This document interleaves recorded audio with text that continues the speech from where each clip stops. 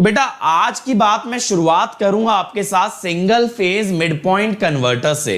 तो देखो दो तरह के रेक्टिफायर होते हैं जब when we talk about single phase full wave rectifier, एक मिड पॉइंट कन्वर्टर और एक होता है ब्रिज रेक्टिफायर। तो before going to bridge rectifier, जो आपने ज्यादा देखा है ज्यादा सुना है, हम आज की शुरुआत करेंगे मिड पॉइंट कन्वर्टर से।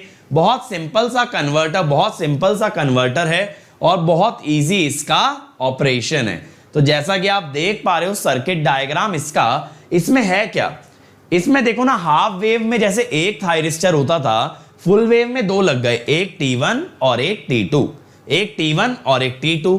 और बेटा यहां ये 1:2 का ट्रांसफॉर्मर आ गया, 1:2 का ट्रांसफॉर्मर आ गया।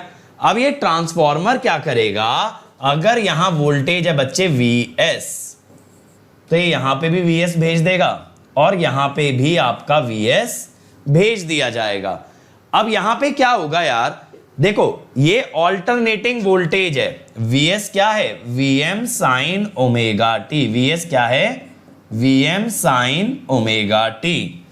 तो बेटा ये जो Vm sin ओमेगा t है ये ऑल्टरनेटिंग वोल्टेज हुआ।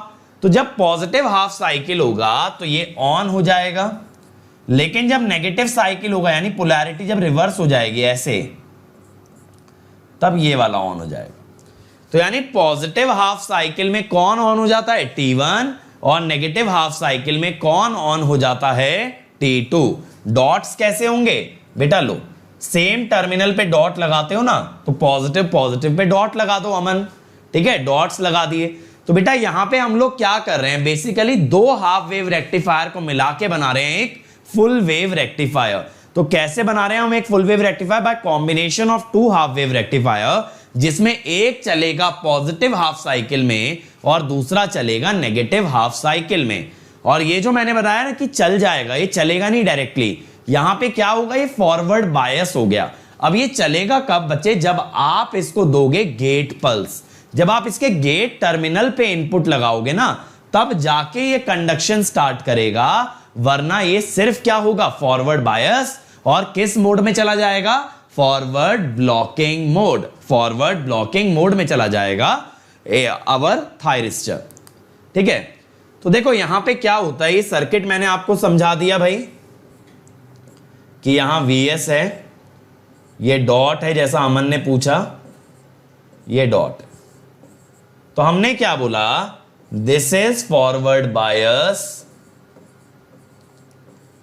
Forward bias during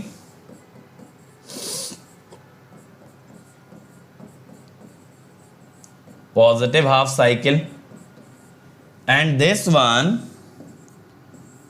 is forward bias during negative half cycle।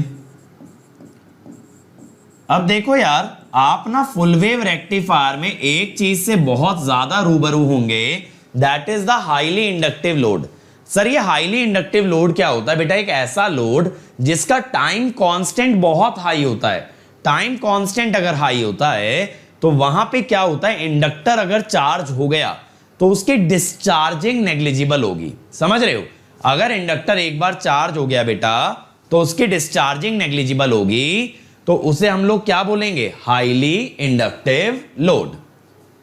Salim कह रहे हैं सर आरएलई लोड में डिग्री रेडियन की परेशानी हो रही है। सलीम देखो, साइन कॉस के अंदर जब एंगल डालते हो तो रेडियन डालो डिग्री डालो फर्क नहीं पड़ता, लेकिन साइन कॉस के बाहर जब डालते हैं जैसे e into pi minus 2 theta, वहां रेडियन डालना जरूरी है, बस इतना सा ध्यान रखना है, ठीक है।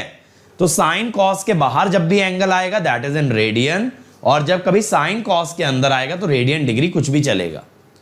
अब मेरी बात पे ध्यान दो, मैं आपको क्या बता रहा था बेटा, हाईली इंडक्टिव लोड वो लोड है जिसका इंडक्टेंस हाई होने से टाइम कांस्टेंट इतना हाई है कि इंडक्टर चार्ज हो गया तो discharging will be negligible.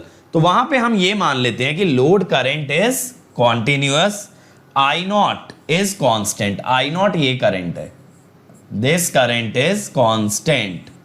Constant का मतलब है एकदम फ्लैट परफेक्ट डीसी, कि इंडक्टेंस इतनी हाई है उसने करंट के चेंज को अपोज कर करके करंट को एकदम फ्लैट कर दिया है। करंट स्टिफ का मतलब होता है कि current does not change instantly, और वो तो बेटा जहां इंडक्टर लगाओगे बिल्कुल होगा। ऐसे ही वोल्टेज स्टिफ होता है, जहां वोल्टेज सडनली नहीं बदलती, वो कहां होगा, जहां कैपेसिटर होगा। कैपेसिटर वोल्टेज को सडन चेंज नहीं होने देता है और इंडक्टर करंट को सडनली चेंज नहीं होने देता है। तो that is current stiff and the voltage stiff. तो देखो यहां पे हमने ये इसका इक्विवेलेंट सर्किट बना दिया यार, ये हमने बना दिया है इक्विवेलेंट सर्किट। ठीक है, इक्विवेलेंट सर्किट में सर हमने क्या किया है, देखो मैंने ये बताया यार कि ये थायरिस्टर के साथ है VAN। ये VAN क्या है सर, ये VAN है बेटा VS। और थायरिस्टर 2 के साथ है VBN। ये VBN क्या है भाई, -VS। सर ऐसा क्यों, ऐसा क्यों किया कि -VS दिखाया। देखो अगर ये थायरिस्टर ऑन हो गया, मान लो अगर ये ऑन हो गया, तो V0 पे क्या जाएगा, देखो पॉजिटिव जुड़ेगा नेगेटिव से और ये नेगेटिव वाला जुड़ेगा पॉजिटिव से। तो V0 क्या आएगा, -VS आएगा ना, यहां पे V0 आएगा -VS अगर ये ऑन हो गया। ऐसे ऊपर वाला देखो, अगर ये ऑन हुआ तो प्लस से प्लस जुड़ा और माइनस से माइनस, ये टर्मिनल देखो ना। तो फिर बेटा यहां पे क्या आया, V0 = VS। तो इसी वजह से मैंने क्या दिखाया, T2 के साथ दिखा दिया -VS, यानी अगर T2 ऑन हो गया तो आउटपुट पे आएगा -VS और T1 ऑन हो गया तो क्या आएगा, +VS। तो ये वाली वोल्टेज V0 है and this current is I0। अब बात ये आती है कि देखो T1 जो है फॉरवर्ड बायस हो जाता है पॉजिटिव हाफ साइकिल में और T2 फॉरवर्ड बायस हो जाता है नेगेटिव हाफ साइकिल में। लेकिन बच्चों जैसा मैंने बताया ये इमीडिएटली कंडक्ट नहीं करेंगे, they will conduct after they get the gate pulse.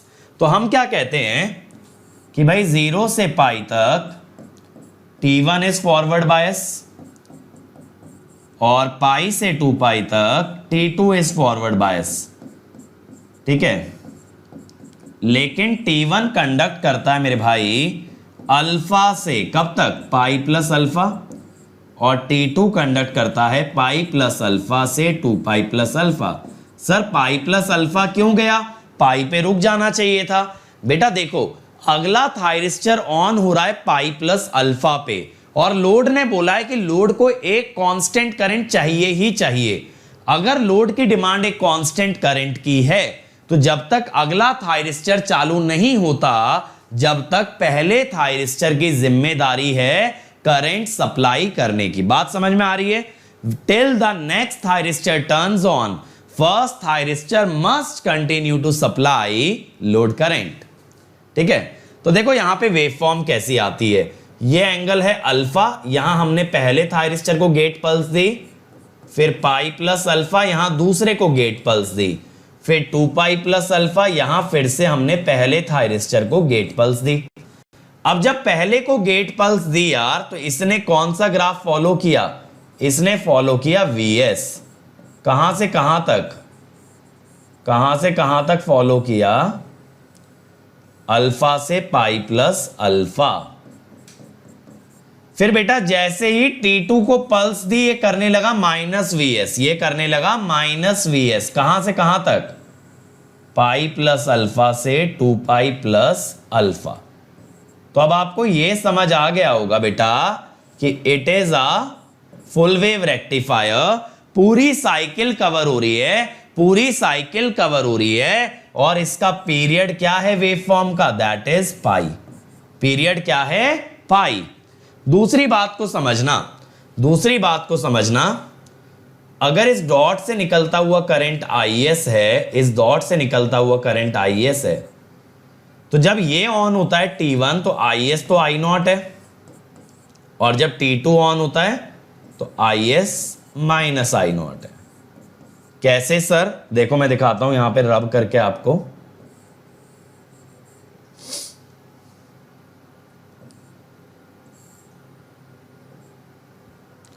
देखो जरा, अगर इस डॉट से करंट निकला तो ऐसे I0 की डायरेक्शन में गया, इससे अगर निकला तो I0 के अपोजिट गया। तो आउटपुट का वोल्टेज सप्लाई के वोल्टेज से आता है और इनपुट का करंट आउटपुट के करंट से आता है, यानी सप्लाई का करंट आएगा लोड के हिसाब से, लेकिन लोड का वोल्टेज आएगा सप्लाई के वोल्टेज के हिसाब से।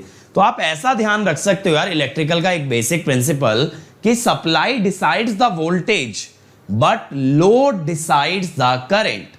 Supply decides the voltage but load decides the current. Monu बेटा एससीआर नेगेटिव वोल्टेज में कंडक्ट नहीं करता। बेटा आपसे ऐसा किसने बोला? पहली बात तो एससीआर की वोल्टेज होती है सप्लाई माइनस आउटपुट। तो बेटा आप सिर्फ सप्लाई देख के कैसे कह सकते हो एससीआर बंद हो जाएगा? समझ रहे हो? आपको थायरिस्टर की वोल्टेज देखनी है ना। थायरिस्टर की वोल्टेज क्या है? Source minus output. अगर केवीएल लगाओगे इस ऊपर वाली लूप में, अगर केवीएल लगाओगे तो वीएस माइनस वी नॉट आएगा। तो आपको दोनों वोल्टेज देखनी पड़ेंगी। इसीलिए पावर इलेक्ट्रॉनिक्स में ऑन ऑफ किसकी मदद से देखते हैं? करंट की मदद से, ना कि वोल्टेज से। ठीक है, एनालॉग के अंदर वोल्टेज से देख लिया करते हैं। तो अब देखो यहां पे हमने बनाया VT1 और VT2। जब T1 ऑन है तब तो T1 का वोल्टेज है 0, और जब T2 ऑन है तो VT1 इज 2Vs। आप कहेंगे सर 2Vs कैसे?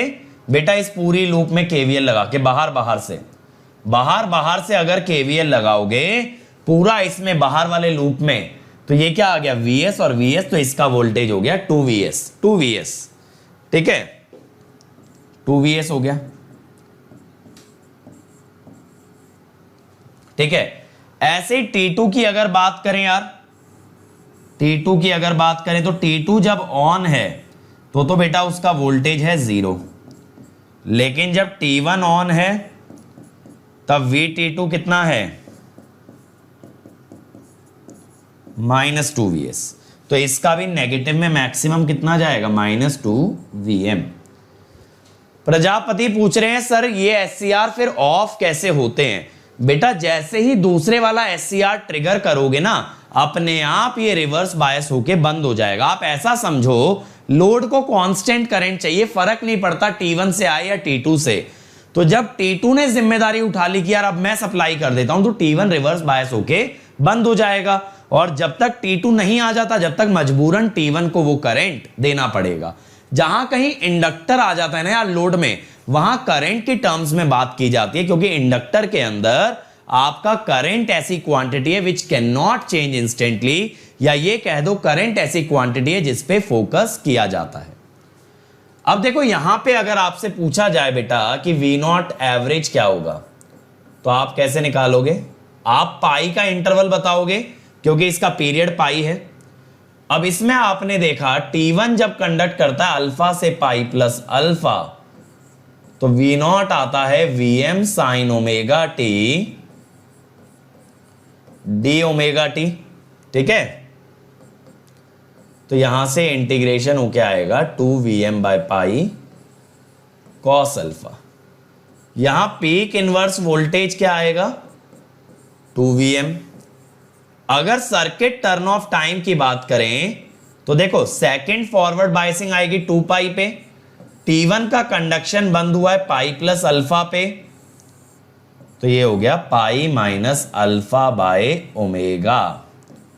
भाई T1 ने अल्फा से पाई प्लस अल्फा तक कंडक्ट किया ना, तो कंडक्शन खत्म कहां हुआ? पाई प्लस अल्फा पे।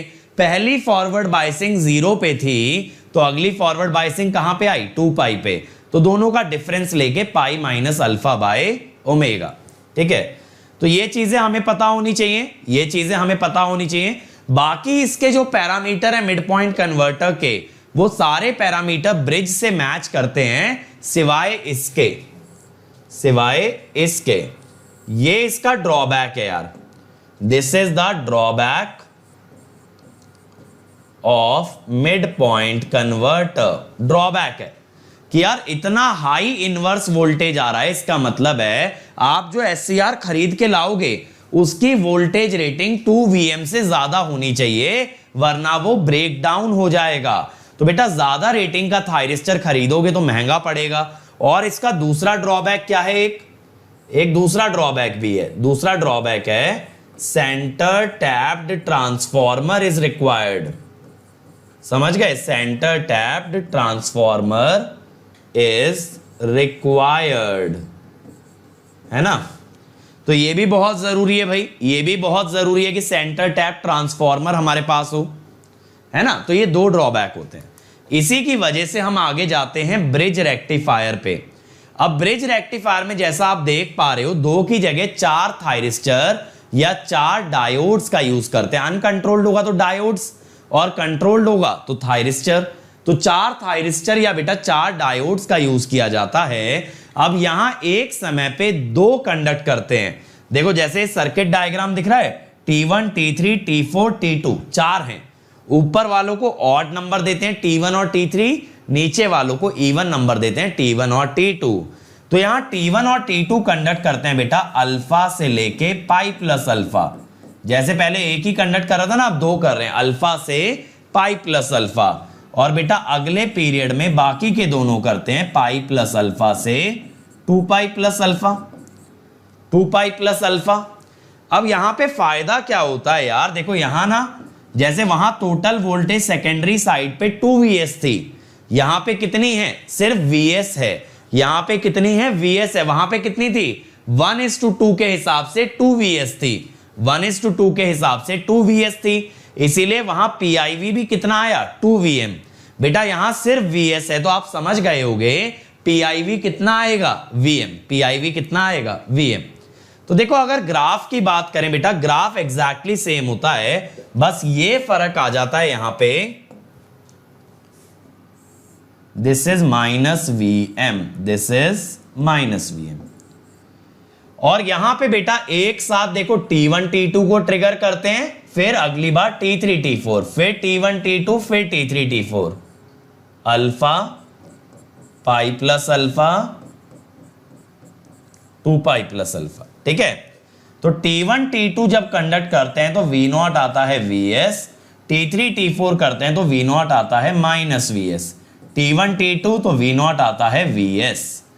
और बेटा साथ ही साथ देखो जब T1 T2 ऑन होंगे तो ध्यान देना V0 विल बी Vs, साथ साथ Is is equal to I0। अब ये कैसे पता लगाया सर आपने, देखो बेटा ये Is है, ये आपका V0 है, और ये आपका I0 है। जब T1 T2 ऑन होंगे यार तो कैसे करंट जाएगा, देखो ऐसे जाएगा, समझ आया। तो देखो I0 की डायरेक्शन में ही जा रहा है ना, तो Is और I0 बराबर हैं। जब बच्चे T3 T4 ऑन होंगे तो कैसे जाएगा, T3 T4 ऑन होंगे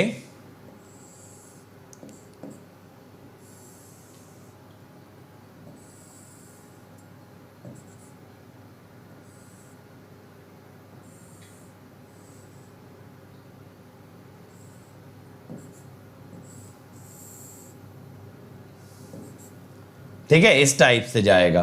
तो यहां पे अगर देखो तो ये I0 के अपोजिट आ गया ना, ये आ गया अपोजिट टू I0। तो यही मैंने बोला है कि जब T3 T4 ऑन होते हैं बेटा, तो जब कभी T3 T4 ऑन होते हैं तो V0 is -Vs and Is is -I0। या फिर देखो आप लोग सोच रहे होगे सर आपने थायरिस्टर में उल्टा करंट कैसे घुमा दिया, तो मैं आपको दिखाता हूं एक्चुअल पाथवे। एक्चुअल में ना I0 के हिसाब से घुमाओ, देखो ये I0 आया, T3 T4 ऑन है ना,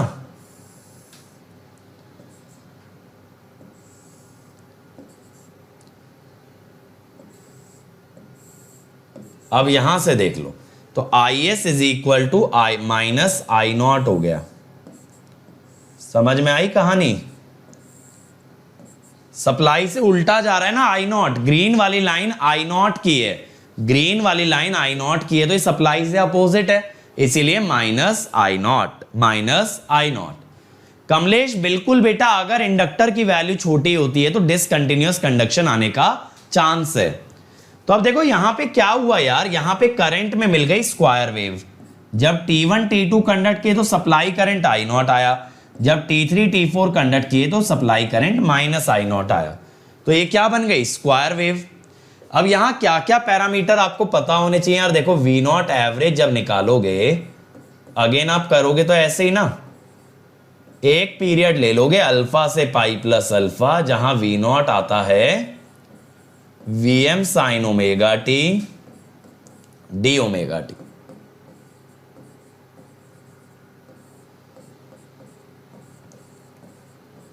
ये हो गया।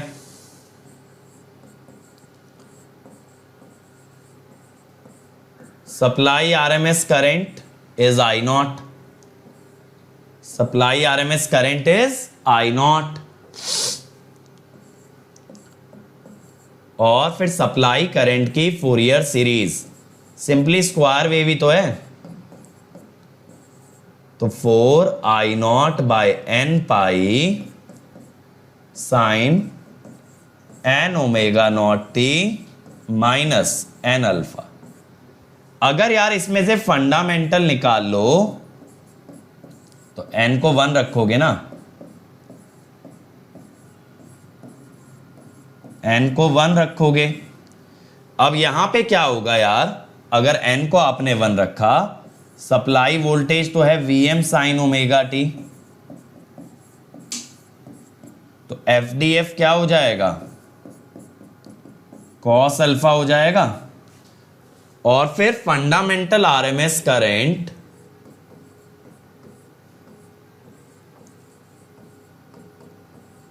हो जाएगा 2√2 by pi I not. Distortion factor हो जाएगा fundamental RMS by total RMS, यानी 2√2 बाय पाई विच इज 0.9। और यहां से THD कितना आ जाएगा भाई, √1 बाय जी स्क्वायर माइनस 1। कितना आता है ये, 48 जल्दी बताओ, 48.43,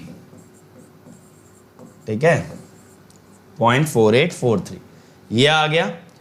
input power factor G into FDF हो जाएगा।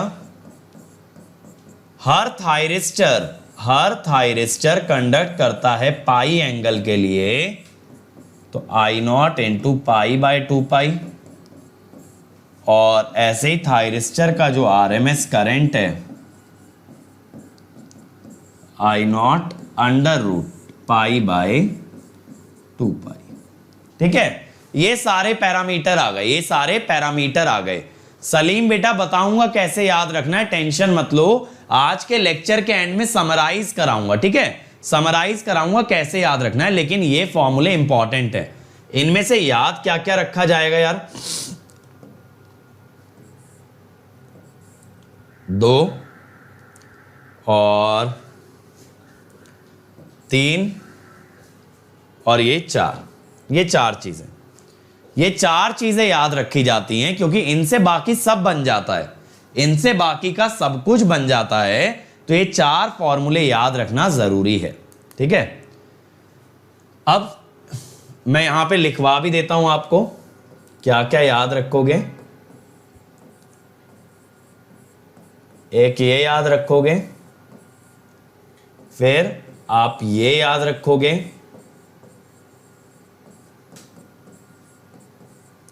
ठीक है, फिर आप ये याद रखेंगे,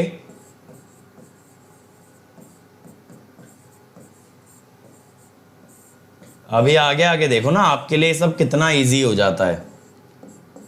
मैं इतना इजी कर दूंगा रेक्टिफायर के फॉर्मूलेज आपके लिए। लेकिन बेटा मेरे साथ बस अलग अलग लोड जो हैं, अलग अलग लोड जो है ना, उनको समझते चलना। क्योंकि क्या होगा, highly inductive load most commonly asked है गेट में, ज्यादातर सवाल इसी पे बनता है। लेकिन बेटा अगर इससे इधर उधर बन गया तो फिर आपको एनालिसिस करना आना चाहिए कि कैसे सर ने बताया था RE लोड को टैकल करना है, कैसे बताया था RLE लोड को टैकल करना है, वो चीजें पता होनी चाहिए। उतना अगर कर लोगे बेटा, उतना सीख लोगे, तो एग्जाम में किसी क्वेश्चन के आगे नहीं झुकोगे। अगर कोई नया क्वेश्चन आ गया तो भी बन जाएगा, और जैसा हमेशा आता है वैसा आया तो बन ही जाएगा। अब देखो जैसे ये आरई लोड आ गया, अब मैंने आपको आरई लोड में हाफ वेव रेक्टिफायर में क्या बताया था बेटा, कि सबसे पहले मेरे बच्चे हम थीटा निकालते हैं। सर थीटा क्या बताया था, याद नहीं आ रहा है, sine inverse E by V M. तो अब देखो यहां पे क्या होगा मेरे बच्चों, जैसे पहले आपने बोला था ना थायरिस्टर फॉरवर्ड बायस्ड है, यहां पे आप कहोगे T1 T2 फॉरवर्ड बायस्ड हैं, थीटा से लेके कहां तक, पाई माइनस थीटा तक। ऐसे ही बेटा T3 T4 ये नेगेटिव हाफ साइकिल में चलने वाले लोग हैं, ये नेगेटिव हाफ साइकिल में चलने वाले लोग हैं, तो ये पाई प्लस थीटा से कहां तक फॉरवर्ड बायस होंगे, 2 पाई माइनस थीटा तक। ठीक है, 2 पाई माइनस थीटा तक। तो बेटा T1 T2 चलेंगे थीटा से पाई माइनस थीटा, और T3 T4 चलेंगे पाई प्लस थीटा से 2 पाई माइनस थीटा। लेकिन बेटा ये क्या है, ये SCR है। SCR फॉरवर्ड बायस होने से नहीं चल जाता, वो क्या मांगता है, वो कहता है सर जी गेट पल्स के बिना तो हम हिलेंगे ही नहीं, चलना तो दूर की बात है, हम तो अपनी जगह से टस से मस नहीं होंगे जब तक आप गेट पल्स नहीं दे दोगे। तो बेटा गेट पल्स दे देने की वजह से ये चलेगा कहां से, अल्फा से लेके पाई माइनस थीटा तक, और बच्चे ये चलेगा पाई प्लस अल्फा से 2 पाई माइनस थीटा तक, 2 पाई माइनस थीटा तक। और यहां alpha will be greater than theta, alpha will be greater than theta. तो देखो यहां हमने अल्फा पे ट्रिगरिंग करी, T1 T2 के ऑन होते ही कौन सा ग्राफ आने लग गया, सप्लाई वोल्टेज का, सप्लाई वोल्टेज का आने लग गया भाई। आप जानते ही हो ना T1 T2 आते हैं तो सप्लाई वोल्टेज, जब सब बंद हैं तब आता है E, जब सब बंद है तब क्या आता है E। फिर T3 T4 के ऑन होते ही बेटा कौन सा ग्राफ आ गया, माइनस सप्लाई वोल्टेज का, कौन सा ग्राफ आ गया, माइनस सप्लाई वोल्टेज का, कहां से कहां तक, 2 पाई माइनस थीटा तक। ठीक है, ये आ गया। तो आप तो ये जानते ही हो ना, जब T1 T2 ऑन होते हैं तो V0 आता है Vs, और जब T3 T4 ऑन होते हैं तो V0 आता है माइनस Vs। और जब सब ऑफ होंगे, जब सब ऑफ होंगे तो करंट जीरो होगा, करंट जीरो तो रेजिस्टेंस का वोल्टेज जीरो, रेजिस्टेंस का वोल्टेज अगर जीरो तो बेटा वोल्टेज में बस क्या बच गया, E, तो आउटपुट में क्या आ जाएगा, E। ठीक है, अब आप जानते हो रेजिस्टिव लोड है तो I0 कैसे निकालोगे, ये मत कहना सर V0 बाय R, नहीं, V0 minus E by R। अब देखो जब इस ग्राफ में से आप E सब्ट्रैक्ट करोगे, बेटा E ये वाला लेवल है, जब आप E सब्ट्रैक्ट कर दोगे तो ये ग्राफ नीचे झुक के कहां पे आ जाएगा, जीरो पे, ये ग्राफ नीचे सरक के कहां पे आ जाएगा, जीरो पे। तो ग्राफ ऐसा बन जाएगा करंट का, ठीक है, ग्राफ ऐसा बन जाएगा बेटा करंट का आपका। ये बात मेरे बच्चों क्लियर है। चलो अब यहां पे आप क्या कर सकते हो, मैंने बताया था आरई लोड में हमेशा किसे प्रेफर करना, करंट को। फुल वेव रेक्टिफायर है भैया तो साइकिल पाई की होगी, कंडक्शन आपने देख ही लिया, अल्फा से पाई माइनस थीटा होता है, अल्फा से पाई माइनस थीटा तक आप ये जानते हो कि ये जो V0 है ये क्या है, ये है Vm sine omega t, Vm sine omega t minus E by R। ठीक है, ऐसे ही बेटा RMS जब निकालोगे, मैंने बताया था गेट वाले आरई लोड के लिए RMS पूछते तो नहीं है, बट आपको मेथड मालूम रहना चाहिए। मेथड में बस क्या है कि पहले करंट का इंटीग्रेशन किया, अब करंट के स्क्वायर का कर देंगे, इतना ही तो फर्क आएगा भाई, इतना ही तो फर्क आएगा भाई।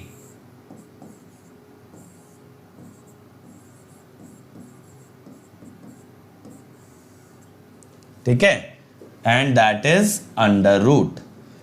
सर्किट टर्न ऑफ टाइम यार आप जानते हो, पहली फॉरवर्ड बायसिंग थीटा पे है तो अगली 2 पाई प्लस थीटा पे होगी, कंडक्शन रुका था पाई माइनस थीटा पे बाय ओमेगा। पीआईवी आप जानते हो जहां ई आ जाता है वहां पीआईवी होता है वीएम प्लस ई, वीएम प्लस ई। ये सारी चीजें मैं आपको ऑलरेडी बता चुका हूं। अब मनुराज पूछ रहे हैं कि सर अगर अल्फा थीटा से छोटा हो जाए तब क्या होगा। अगर आपने थीटा से पहले गेट पल्स दे दिया बेटा, उस केस में क्या होगा कि थायरिस्टर थीटा से ही कंडक्ट करना स्टार्ट करेगा, यानी ये सर्किट डायोड सर्किट की तरह बिहेव करेगा, क्योंकि देखो उसके पास पहले से गेट पल्स है, पहले से गेट पल्स है। अब जैसे ही वो फॉरवर्ड बायस होगा तुरंत उस गेट पल्स का यूज करके वो कंडक्शन चालू कर देगा, तो वहां it will behave as a diode. अब आरएलई लोड पे आ जाओ यार। आरएलई लोड में बेटा आप क्या जानते हो कि beta is greater than pi minus theta. तो यहां पे ना मेरे बच्चों दो केसेस आते हैं। केस 1 होता है कॉन्टिन्यूअस कंडक्शन का। सर ये कॉन्टिन्यूअस कंडक्शन का क्या चक्कर है यहां पे, देखो मेरे बच्चे, कॉन्टिन्यूअस कंडक्शन का यहां पे सिग्निफिकेंस है कि beta will be greater than pi plus alpha. कल जो कोई बच्चा पूछ भी रहा था, तो सर ये क्या हुआ beta greater than pi plus alpha. देखो बीटा वो है जिस एंगल पे जाके थायरिस्टर कंडक्शन रोक देगा, और पाई प्लस अल्फा वो है जहां अगला थायरिस्टर कंडक्शन स्टार्ट करेगा। तो बेटा beta greater than pi plus alpha का क्या मतलब है, इससे पहले पहले का कंडक्शन रुकता, अगले का कंडक्शन स्टार्ट हो गया। Even before the first conduction stops the second conduction begins. तो इसका मतलब है एक्चुअल में लोड के पॉइंट ऑफ व्यू से अगर मैं देखूं तो कंडक्शन रुका ही नहीं। मान लो मैं लोड हूं, मुझे करंट सप्लाई होना चाहिए, इससे पहले मेरे करंट की सप्लाई को T1 T2 बंद करते मुझे T3 T4 ने करंट देना स्टार्ट कर दिया। तो बेटा मुझे तो करंट हमेशा ही मिलता रहा ना, मुझे करंट हमेशा मिलता रहा, इसका मतलब है इट इज कॉन्टिन्यूअस कंडक्शन। इसमें आपको क्या याद रखना है, V not for continuous conduction in RLE load, in RLE load is same as RL load, is same as RL load। ठीक है, तो बेटा कॉन्टिन्यूअस कंडक्शन के अंदर जब कॉन्टिन्यूअस कंडक्शन की बात की जाए, ये जो ग्राफ आपका आया है ना, ये सेम एज RL लोड आता है बच्चे, ये सेम एज RL लोड आता है। यानी यहां पे V नॉट क्या होगा, यहां पे होगा ये 2Vm by pi cos alpha, है ना, 2Vm by pi cos alpha. समझ गए, समझ गए। लेकिन अब केस 2 होता है बेटा डिसकॉन्टिन्यूअस कंडक्शन। क्या होता है, डिसकॉन्टिन्यूअस कंडक्शन। यहां पे क्या होता है, beta is less than pi plus alpha. यानी इससे पहले बेटा T3 T4 चालू होते, इससे पहले T3 T4 चालू होते T1 T2 बंद हो गए। यानी एक इंटरवल ऐसा हो गया, इंटरवल ऐसा हो गया। ई का इफेक्ट क्या हुआ, मोहम्मद सलीम पूछ रहे हैं बेटा ई का इफेक्ट ना आई नॉट में आएगा, आई नॉट ऐसे निकलेगा, यहां मिल जाएगा ई का इफेक्ट। ठीक है, चलो अब मेरी बात को ध्यान से सुनना। T1 T2 पहले बंद हो गए और बाद में T3 T4 चालू हुए, यानी इनके बीच में ना एक गैप आ गया। T1 T2 बंद हुए बीटा पे, T3 T4 चालू हुए पाई प्लस अल्फा पे। तो बीटा से लेके पाई प्लस अल्फा तक कोई भी कंडक्ट नहीं कर रहा था। कहां से कहां तक, बीटा से लेके पाई प्लस अल्फा तक नन कंडक्ट्स, कोई कंडक्ट नहीं करता, कोई भी नहीं करता है। तो उस केस में देखो आउटपुट क्या आता है, ई, वहां पे आउटपुट क्या आता है, ई। ठीक है, अब सर यहां पे कैसे निकालेंगे बेटा, यहां पे ना फिर आपको वो आरई लोड वाला ही फंडा रखना पड़ेगा। 1 बाय पाई अल्फा से बीटा तक कंडक्शन चला है भाई, Vm sine omega t minus E by R D omega T, ऐसे करना पड़ेगा। ठीक है, बीटा तक कंडक्शन चला है ना। अगर वोल्टेज का एवरेज निकालना होता तो क्या दिक्कत आती कि एक इंटीग्रेशन अल्फा से बीटा होता, फिर दूसरा इंटीग्रेशन बीटा से पाई प्लस अल्फा होता, क्योंकि ये वाला ग्राफ तो Vs है लेकिन यहां पे क्या है E। तो आप Vs का इंटीग्रेशन करते पहले अल्फा से बीटा और फिर E का इंटीग्रेशन करते बीटा से पाई प्लस अल्फा, लेकिन यहां एक ही इंटरवल से आ जाएगा क्योंकि यहां पे करंट है जीरो। इस वाले इंटरवल में करंट जीरो है ना, तो करंट का इंटीग्रेशन तो नहीं करना पड़ा बीटा से पाई प्लस अल्फा, लेकिन वोल्टेज ई थी तो वहां इंटीग्रेशन लग जाता। चमक गया सब लोगों को? सब लोगों को समझ आया भाई? तो यहां पे क्या याद रखेंगे? For continuous conduction V not is same as RL load. तो यहां V नॉट क्या हो गया भाई? 2Vm बाय पाई। और आप कैसे पहचानोगे एग्जाम में कॉन्टिन्यूअस है या डिसकॉन्टिन्यूअस? बेटा अगर बीटा नहीं दिया तो माने कॉन्टिन्यूअस है, और वैसे वो लिख देता है यार कॉन्टिन्यूअस डिसकॉन्टिन्यूअस रेक्टिफायर में।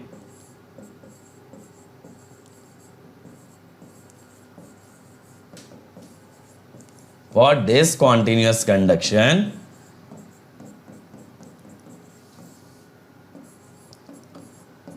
आप आई नॉट कैसे निकालोगे? 1 बाय पाई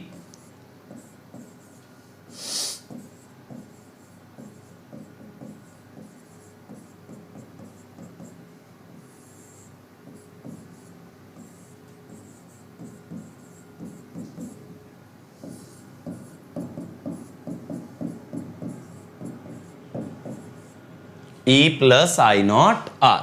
चमक गया? तो ये चीजें RLE लोड में भी काम आ सकती हैं, और फुल वेव रेक्टिफायर में RLE लोड एक ऐसा लोड है जो आपसे एक्चुअली एग्जाम में पूछा जा सकता है। ये मत सोचना कि सर ये वाला तो पूछेगा ही नहीं, ये तो आता ही नहीं, क्योंकि देखो इस केस में RLE लोड RL की तरह बिहेव कर रहा है, तो पूछने में जाता क्या है? सिमिलर ही तो है। अब देखो full wave rectifier with a free wheeling diode. Free wheeling diode में क्या होगा आप जानते हो? Free wheeling diode, free wheeling diode does not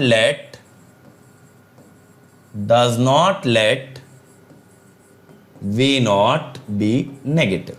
अब आपने वेवफॉर्म यार देख रखी है, ये वेवफॉर्म आगे ना ऐसे जाती है, तो ये वाला पार्ट जो है ना ये फ्री व्हीलिंग डायोड कट कर देता है। ये क्या कर देता है? क्लिप कर देता है। तो ये वेवफॉर्म यहां पे जहां नेगेटिव जानी चाहिए थी वहां पे जीरो रहती है due to free wheeling diode, क्योंकि जब जब फ्री व्हीलिंग डायोड के अक्रॉस नेगेटिव वोल्टेज आती है वो बल्कि फॉरवर्ड हो जाता है, क्योंकि उल्टा लगा है ना, उल्टा लगा है। अगर ये V नॉट आपका नेगेटिव जाएगा तो फ्री व्हीलिंग डायोड फॉरवर्ड हो जाएगा। फ्री व्हीलिंग डायोड फॉरवर्ड हो गया तो it will start to conduct. तो जहां जहां आउटपुट वोल्टेज नेगेटिव जा सकती थी वहां पे फ्री व्हीलिंग डायोड कंडक्ट करने लगेगा और आउटपुट वोल्टेज जीरो हो जाएगी। तो बेटा यहां पे अगर आप V नॉट निकालते हो तो यहां आप इंटीग्रेशन कहां से कहां तक करेंगे? अल्फा से पाई तक। ठीक है, तो यहां पे क्या आएगा? साइन का माइनस कॉस, ये हो गया। ये ना सेमी कन्वर्टर कहलाता है। सेमी कन्वर्टर क्यों? क्योंकि ये सेमी कंट्रोल्ड है। सेमी कंट्रोल्ड क्यों है? थायरिस्टर को तो कंट्रोल कर सकते हो लेकिन डायोड को नहीं। तो जहां बेटा डायोड यूज हो जाए ना उसे सेमी कन्वर्टर बोलने लगोगे। Reason being there are two types of devices, ones which are controlled and one which is uncontrolled, इसीलिए सेमी कंट्रोल्ड। अब ये जो IS वगैरह का वेव फॉर्म है इसका एनालिसिस मैं आपको कराऊंगा सेमी कन्वर्टर के साथ। ये आ जाती है क्वाजी स्क्वायर वेव। क्या आ जाती है? ये क्वाजी स्क्वायर वेव। लेकिन ना इसके अंदर एक चीज आप ध्यान रख लेना यार कि ये जो फ्री व्हीलिंग डायोड है इसका कंडक्शन एंगल 2 अल्फा आता है। सर 2 अल्फा कैसे? एक तो देखो 0 से अल्फा और एक पाई से पाई प्लस अल्फा, एक तो ये वाले रीजन में और एक ये वाले रीजन में।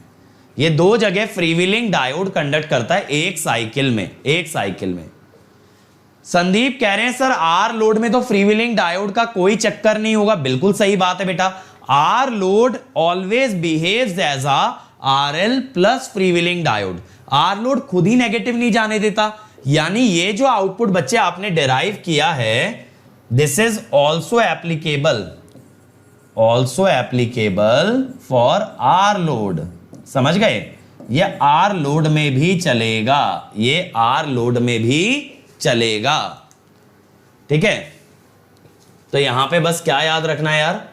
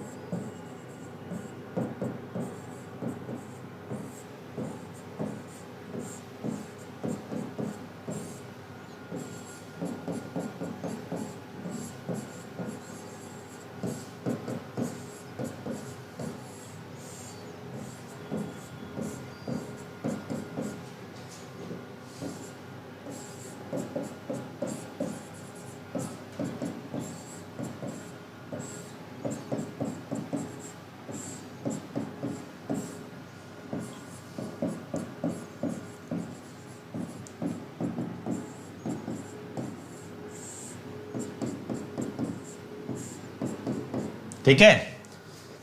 तो देखो आपको कंडक्शन एंगल अगर पता है तो आप यहां पे नीचे 2 पाई, तो आप यहां पे सारी वैल्यूज निकाल सकते हो फ्रीव्हीलिंग डायोड और थायरिस्टर। जब बैटरी लगी होती है तब कभी चार्जिंग करंट में और कभी इंटीग्रेट करते हैं। सौरभ देखो मैंने ये बताया है आरई लोड में तो एवरेज करंट के इंटीग्रेशन से ही आना है, Vm sin omega t minus E by R. और ये जो मैंने V0 minus E by are बताया, ये कहां बताया है कि RLE लोड अगर देखें विद कॉन्टिन्यूअस कंडक्शन तो वो RL लोड की तरह बिहेव करता है। वहां V0 मुझे पता है 2Vm by pi cos alpha, वहां V0 minus E by are से कर लो।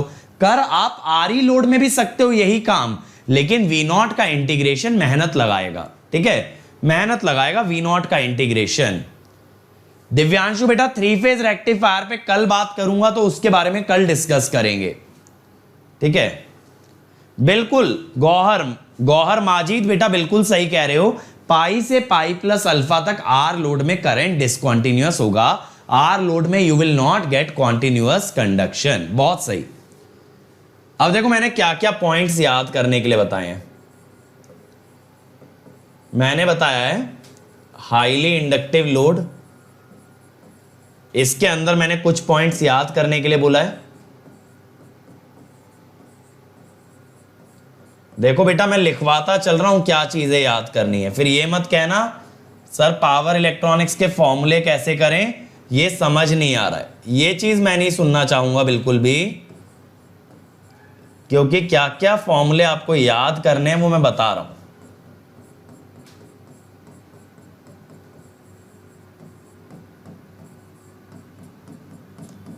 ये मैंने बताया, ठीक है। दूसरा फिर मैंने क्या बताया, जैसे आरई लोड ले लो, आरई लोड में आप क्या याद रखोगे कि जो कंडक्शन है वो अल्फा से चलती है पाई माइनस थीटा तक, तो यहां आई नॉट कैसे निकालते हैं, पाई की साइकिल है,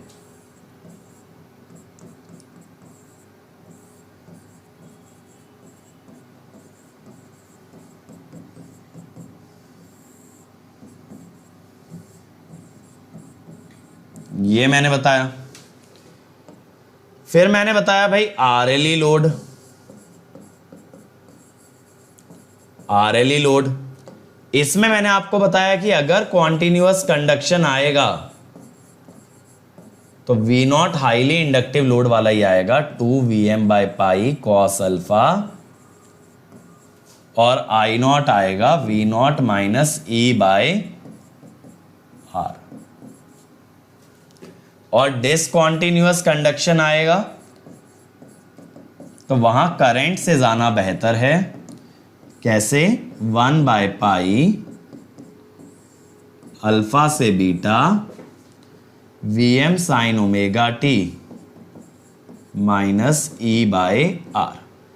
एवरेज में वैसे भी इंडक्टर नहीं आता ना कभी, ठीक है, और फिर वी नॉट हो जाएगा, ये हो गया। अब इसके अलावा जैसे आर लोड की अगर बात कर लें यार,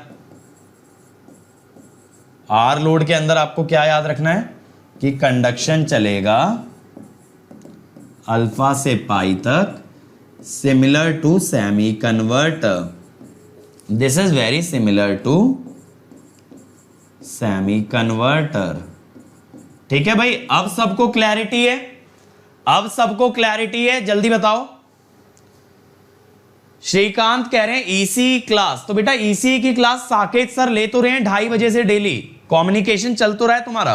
कॉम के बाद ईएमटी चलाएंगे और बाद में कामेश सर ईडीसी लेंगे, तो एक के बाद एक तुम्हारे तीनों कोर सब्जेक्ट हो जाएंगे। अब क्लियर है? जल्दी से बता दो यार, चैट के अंदर चमक गया। बेटा आर लोड डिसकंटीन्यूअस कंडक्शन ही तो देगा, करंट जीरो रहेगा ना पाई से पाई प्लस अल्फा, काहे कंफ्यूज हो रहे हो? तो बेटा एनालॉग छोड़ देना बल्लू, एनालॉग छोड़ दे।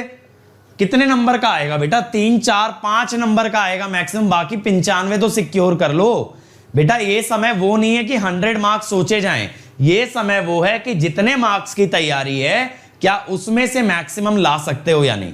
उसमें से मैक्सिमम नहीं ला पाए ना, जैसे कल मेरे पास एक बच्चे का मैसेज आया कि उसकी 85 मार्क्स की तैयारी है, 50 मार्क्स आ रहे हैं, समझ रहे हो? 85 मार्क्स की तैयारी है, 50 आ रहे हैं, तो बेटा वो 85 में से 75, 80 तक भी तो जा सकते हो, रैंक तो तब भी बन जाएगी। बाकी 15 कवर कर लोगे, उसमें से 5-7 नंबर ले भी आए तो कौन सा स्कोर इंप्रूव हो गया बताओ? ठीक है, चलो पहला क्वेश्चन देखो भाई। पहला क्वेश्चन, ये मेरे को लग रहा है आप लोगों को पूरा पढ़ने में नहीं आ रहा होगा, जस्ट अ मिनट। एक बार यार मैं क्वेश्चन थोड़ा सा नीचे कर देता हूं, ये लग रहा है मेरे को कल करना रह गया है नीचे।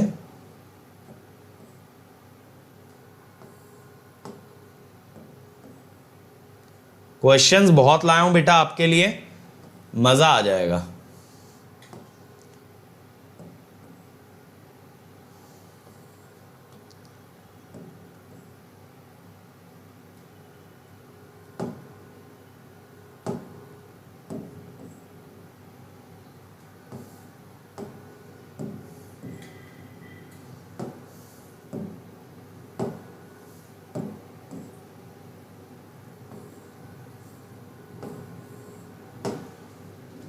चलो अब ट्राई करो।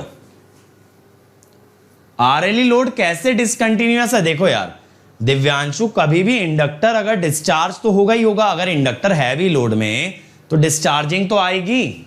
अब डिस्चार्जिंग अगर अगली चार्जिंग से पहले आ गई तो डिसकंटिन्यूअस है। और बेटा मुझे लग रहा है कि आप ना लेक्चर में लेट जुड़े हो, पीछे का स्किप कर दिया है। अभी मैंने पूरा एक्सप्लेन किया है कब कॉन्टिन्यूअस होता है और कब डिसकंटिन्यूअस होता है आरएलई लोड। एक बार लेक्चर पीछे करके देखो। अब देखो इस क्वेश्चन में क्या कह रहा है, a single phase fully controlled converter is used for electrical braking of a separately excited DC motor. ठीक है, फायरिंग एंगल पूछ रहा है, आई नॉट देके बेटा फायरिंग एंगल पूछ रहा है। अब देखो ये जो ब्रेकिंग वाला फंडा है, ये मैं आपको समझाता हूं थोड़ा सा। ये करंट देखना, ये ऐसे जाएगा तो बैटरी के पॉजिटिव टर्मिनल से निकल रहा है ना, तो ये बैटरी क्या कर रही है? ये एनर्जी डिलीवर कर रही है। अगर बैटरी एनर्जी डिलीवर कर रही है तो बेटा एनर्जी कैसे जा रही है? एनर्जी ऐसे जा रही है, किस साइड? डीसी से एसी, डीसी से एसी। इसे कहते हैं लाइन कम्यूटेटेड इन्वर्टर। क्या कहते हैं इसे? Line commutated inverter. ठीक है, this is called as the line commutated inverter.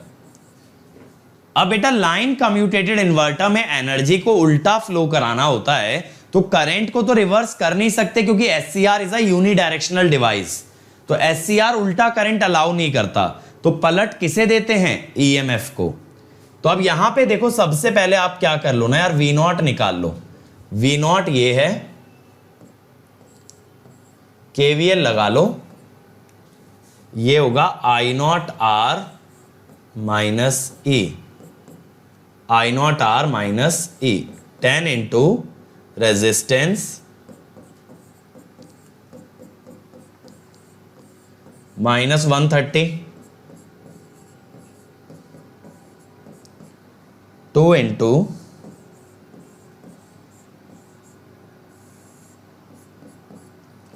देखो अब कितना इजीली हो गया। हमें फॉर्मूला याद है ना इसका, हमें फॉर्मूला याद है इसका।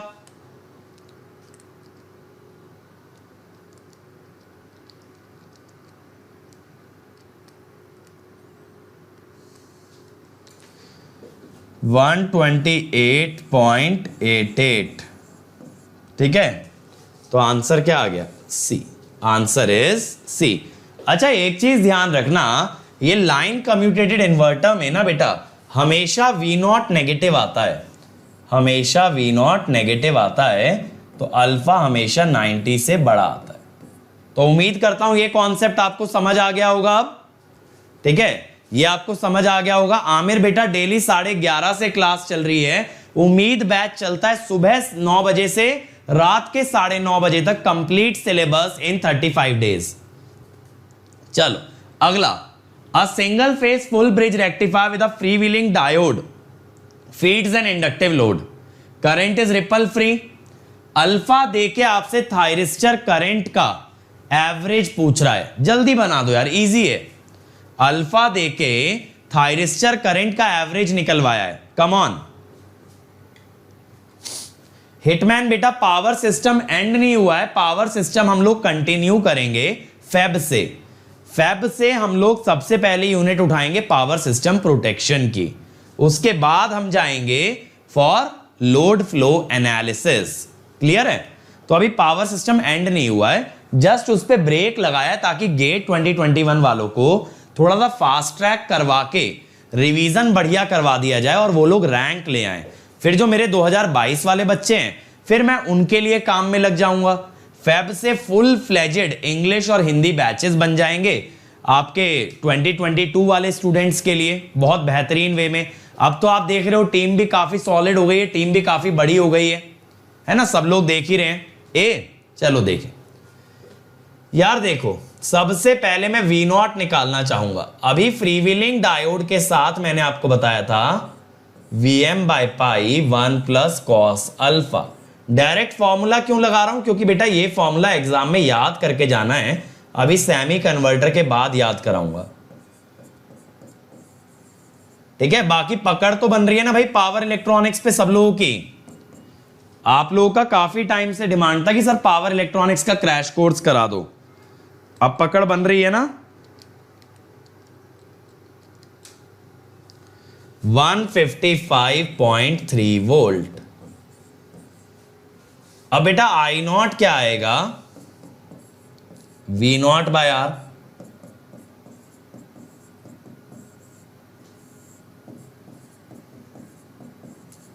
ये आ गया 10 एम्पियर। अब थायरिस्टर का कंडक्शन एंगल होता है यार पाई माइनस अल्फा। मैंने बताया था ना फ्रीव्हीलिंग डायोड आ जाता है अल्फा वाले में, तो I thyristor average that is I naught pi minus alpha by 2 pi. Pi minus alpha हुआ 120 डिग्री और 2 पाई हुआ 360 डिग्री, तो ये आ गया। अच्छा देखो इस पे ना एक ट्रिकी क्वेश्चन ऐसे पूछ सकता हूं, जैसे थायरिस्टर का वोल्टेज ड्रॉप दे दूं, मान लो थायरिस्टर का ड्रॉप दे दिया 1 वोल्ट। अब आप ये जानते हो कि हर समय पे 2 थायरिस्टर कंडक्ट करते हैं, तो दोनों थायरिस्टर का ड्रॉप मिला के कितना होगा 2 वोल्ट। तो आउटपुट वोल्टेज जो आएगी ना 155.3 माइनस 2 हो जाएगी इस तरह से। और बाद में भी आप थायरिस्टर का पावर भी निकाल सकते हो, कैसे, ड्रॉप इनटू एवरेज करंट। अगर थायरिस्टर का पावर मैं पूछ लूं तो क्या होगा, ड्रॉप इनटू एवरेज करंट। चलो अगला बनाओ, 3 डायोड्स, 3 डायोड और एक थायरिस्टर है। अरे वाह, इसमें दिमाग लगाना पड़ेगा बेटा, इसमें दिमाग लगाना पड़ेगा, ये बिना दिमाग के नहीं होगा। रेजिस्टिव लोड है, 3 डायोड्स हैं, एक थायरिस्टर है, मजा आ जाएगा, मजा आ जाएगा। बना दो इसको, बिल्कुल बहुत बेहतरीन क्वेश्चन है ये, बहुत बेहतरीन क्वेश्चन है आपका कॉन्सेप्ट बिल्डअप करने के लिए। ठीक है, रिवीजन बैच में बेटा हल्के सवाल लगा के कोई फायदा भी नहीं है, समझ रहे हो ना। ये आखिरी लड़ाई है गेट से पहले, और गेट से पहले अगर आखिरी लड़ाई आसान कर दी तो फिर क्या फायदा हुआ। चलो चलो चलो, कम ऑन एवरीबॉडी, जल्दी से बनाएंगे सभी लोग।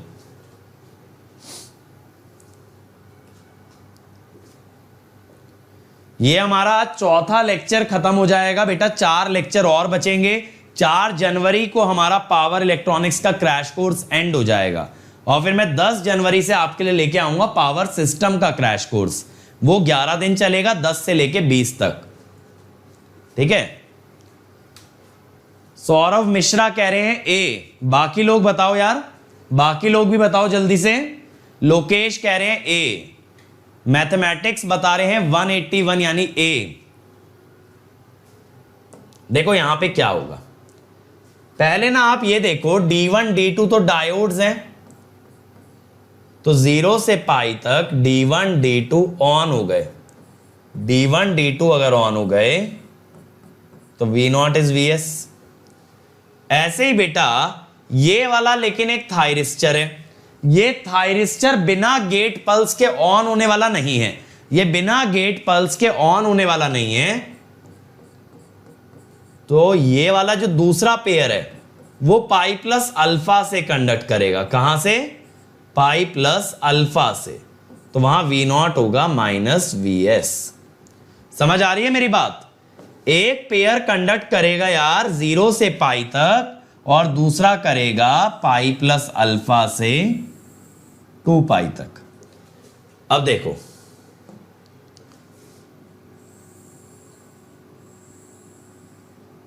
ये आपका Vs और माइनस Vs का ग्राफ है। अब पहला कर्व तो एज इट इज फॉलो हो गया Vs वाला 0 से पाई तक, और माइनस Vs वाला स्टार्ट होगा लेकिन पाई प्लस अल्फा से। कहां से स्टार्ट होगा, पाई प्लस अल्फा से 2 पाई तक। ठीक है, ऐसा चलेगा। अब बच्चे अगर ऐसा चलेगा तो आप निकाल दो इसका एवरेज। पीरियड तो इसका 2 पाई है क्योंकि दोनों वेव अलग अलग हैं। 0 से पाई तक Vm sine omega T D omega T, और फिर बेटा पाई प्लस अल्फा से 2 पाई तक, पाई प्लस अल्फा से 2 पाई तक minus Vm sine omega T D omega T. ठीक है, अब ये हो गया Vm बाई 2 पाई, साइन का इंटीग्रेशन 0 से पाई तक हुआ t, माइनस साइन का हुआ कॉस, कॉस का हुआ ये बन गया। ठीक है, अब यहां पे वैल्यू निकाल देंगे यार। Vm कितना है, 230√2। ये जान लेना जो गिवन वैल्यू होती है वो हमेशा RMS होती है। 3 प्लस कॉस 60, 181.18। ठीक है, तो आंसर इज ए। बहुत बढ़िया क्वेश्चन था, बहुत ही बढ़िया क्वेश्चन था, आंसर इज ए। चलो अगला ट्राई करेंगे सब लोग। RLE लोड का डेटा दे रखा है बेटा, देखो यहां ये बोला है load inductance is large enough that the output current is ripple free, यानी ये कॉन्टिन्यूअस कंडक्शन की बात कर रहा है RLE लोड के अंदर। तो मैंने बताया है कॉन्टिन्यूअस कंडक्शन अगर RLE लोड में आता है तो in terms of V0 it behaves as a RL load, RL load की तरह काम करता है। चलो जल्दी से बना दो। अब RL लोड के बारे में तो आपको पूरी जानकारी है बेटा, RL लोड को तो आप जानते ही हो बढ़िया तरीके से। बनाओ, अब देखें कौन बच्चा बनाएगा। ये क्वेश्चन चुटकियों में सॉल्व हो जाएगा, चुटकियों में, बहुत इजी है। मुझे आंसर भी नजर आ रहा है अभी से। राधे श्याम, पाई से पाई प्लस अल्फा, D3 तो फॉरवर्ड बायस होगा, लेकिन D3 के साथ कंडक्ट कौन करेगा? D3 के साथ कोई कंडक्ट करने वाला तो है नहीं। क्या आ रहा है? बहुत बढ़िया, आंसर इज ए। तो देखो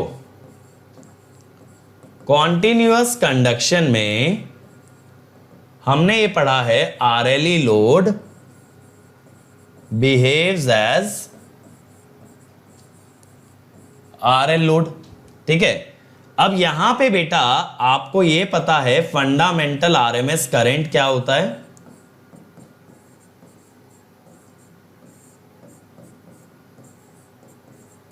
और टोटल RMS करंट क्या होता है। तो यहां पे G क्या आ गया यार,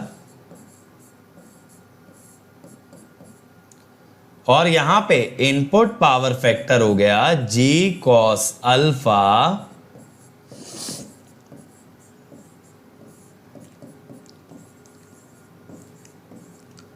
तो ये हो गया √6/पाई, ये आएगा 0.78। और रेक्टिफायर का पावर फैक्टर ना हमेशा लैगिंग होता है, तो answer is A. Answer is A, बहुत बढ़िया। चलो अगला ट्राई करो भाई। Fully controlled bridge converter firing angle is at π/3। Firing angle is at π/3।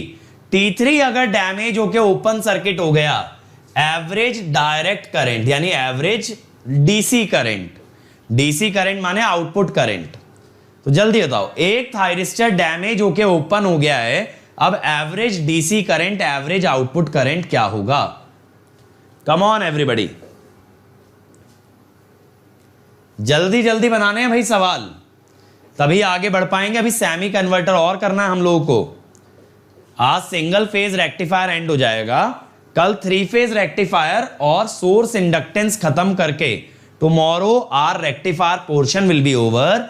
ये मान लो पावर इलेक्ट्रॉनिक्स का 60%, 60 से 65% हिस्सा हमारा कल खत्म होने वाला है, ठीक है, क्योंकि फर्स्ट 2 यूनिट ही लेंदी हैं, पावर, सेमीकंडक्टर डिवाइस और रेक्टिफायर। चॉपर, इन्वर्टर बहुत छोटे छोटे टॉपिक्स हैं, ठीक है, अच्छे टॉपिक हैं, क्वेश्चन अच्छे बनते हैं, दैट इज देयर, लेकिन टॉपिक छोटे हैं, ठीक है। रजनीश और मनोज बोल रहे हैं बी, बाकी लोग बताओ भाई, बाकी लोग बताएंगे।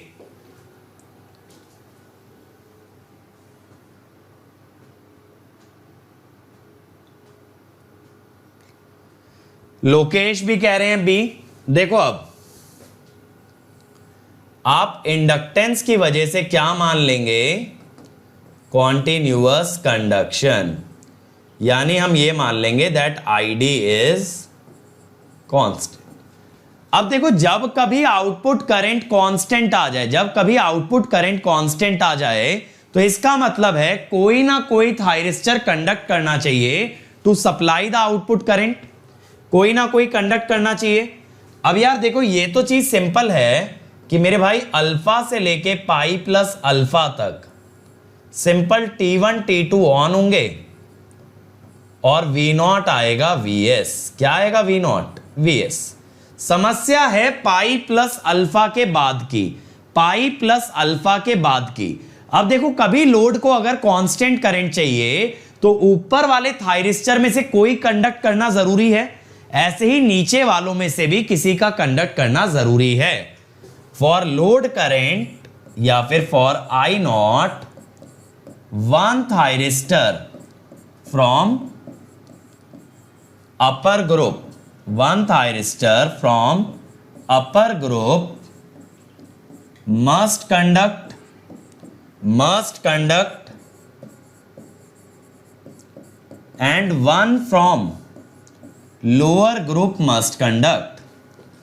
अब भाई लोड तो कह रहा है मुझे करंट चाहिए ही चाहिए, मेरा काम नहीं चलेगा बेटा बिना करंट के, ठीक है, मेरा काम नहीं चलेगा बिना करंट के। और ऊपर से भैया थायरिस्टर 3 पड़े हैं बीमार, थायरिस्टर 3 पड़े हैं बीमार, वो कंडक्ट नहीं कर सकते। अगर ऊपर से T3 कंडक्ट नहीं करेगा तो मजबूरन किसे करना पड़ेगा? T1 को, और नीचे से कौन कर लेगा? T4। T1 T4 अगर ऑन हो गए तो V0 हो गया 0। V0 क्या हो गया बेटा? 0। अगर इसने मना कर दिया तो लोड को करंट सप्लाई करने के लिए T1 को ऑन होना पड़ेगा, जिस कारण से ऐसा फ्री व्हीलिंग एक्शन बन जाएगा। समझ रहे हो, ये फ्री व्हीलिंग एक्शन बन गया। अब यहां वी नॉट एवरेज क्या आएगा, साइकिल तो 2 पाई की हो गई, लेकिन इसमें कंडक्शन बस अल्फा से पाई प्लस अल्फा चला है।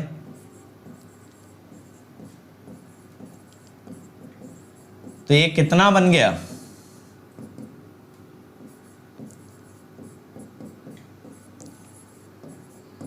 Vm bye pi cos alpha 250√2 bye pi cos 60 56.27।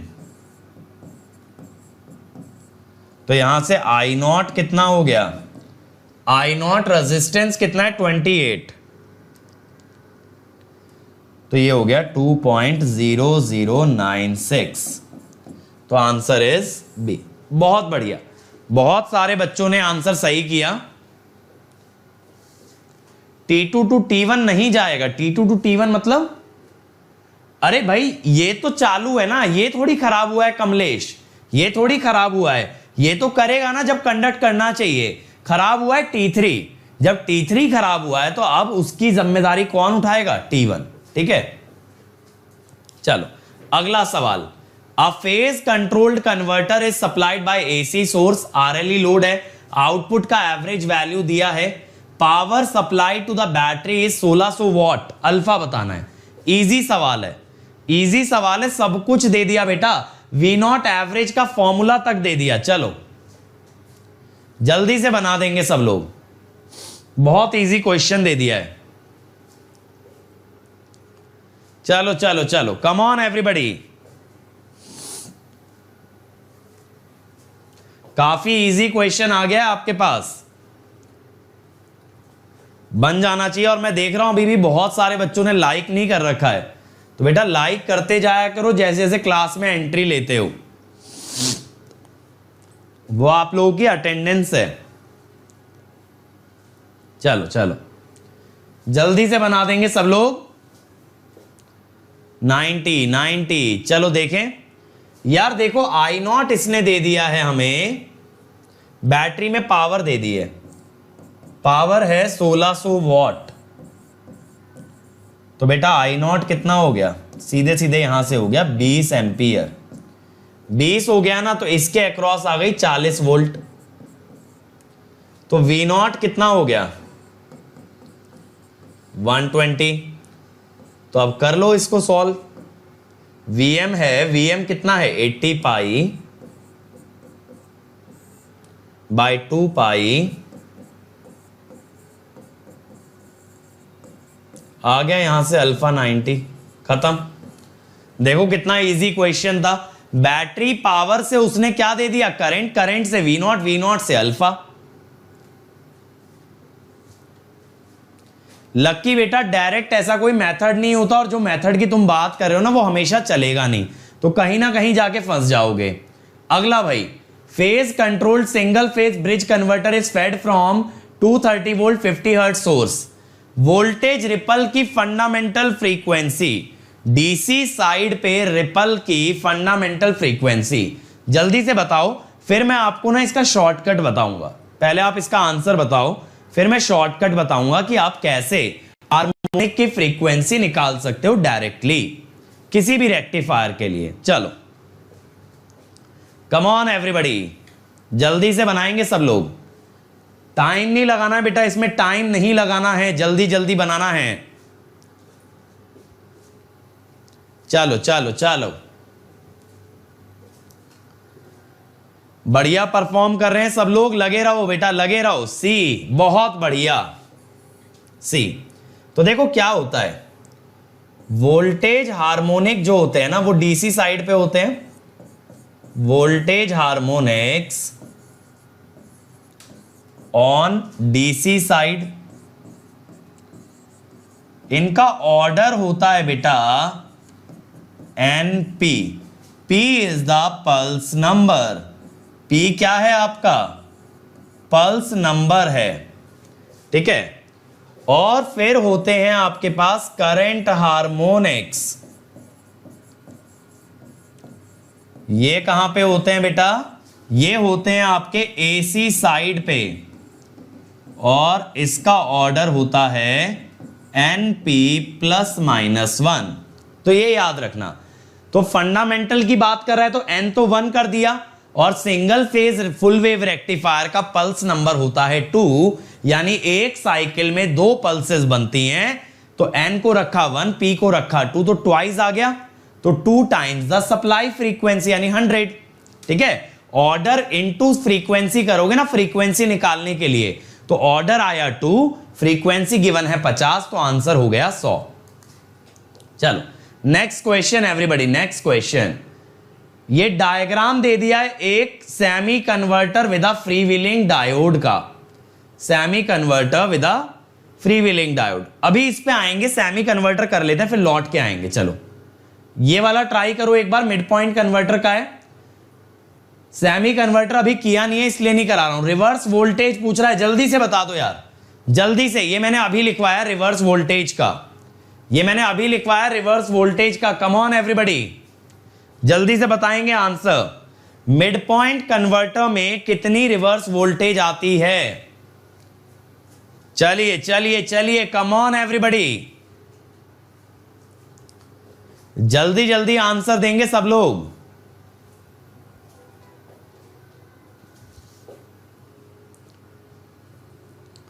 क्या आ रहा है भाई आंसर?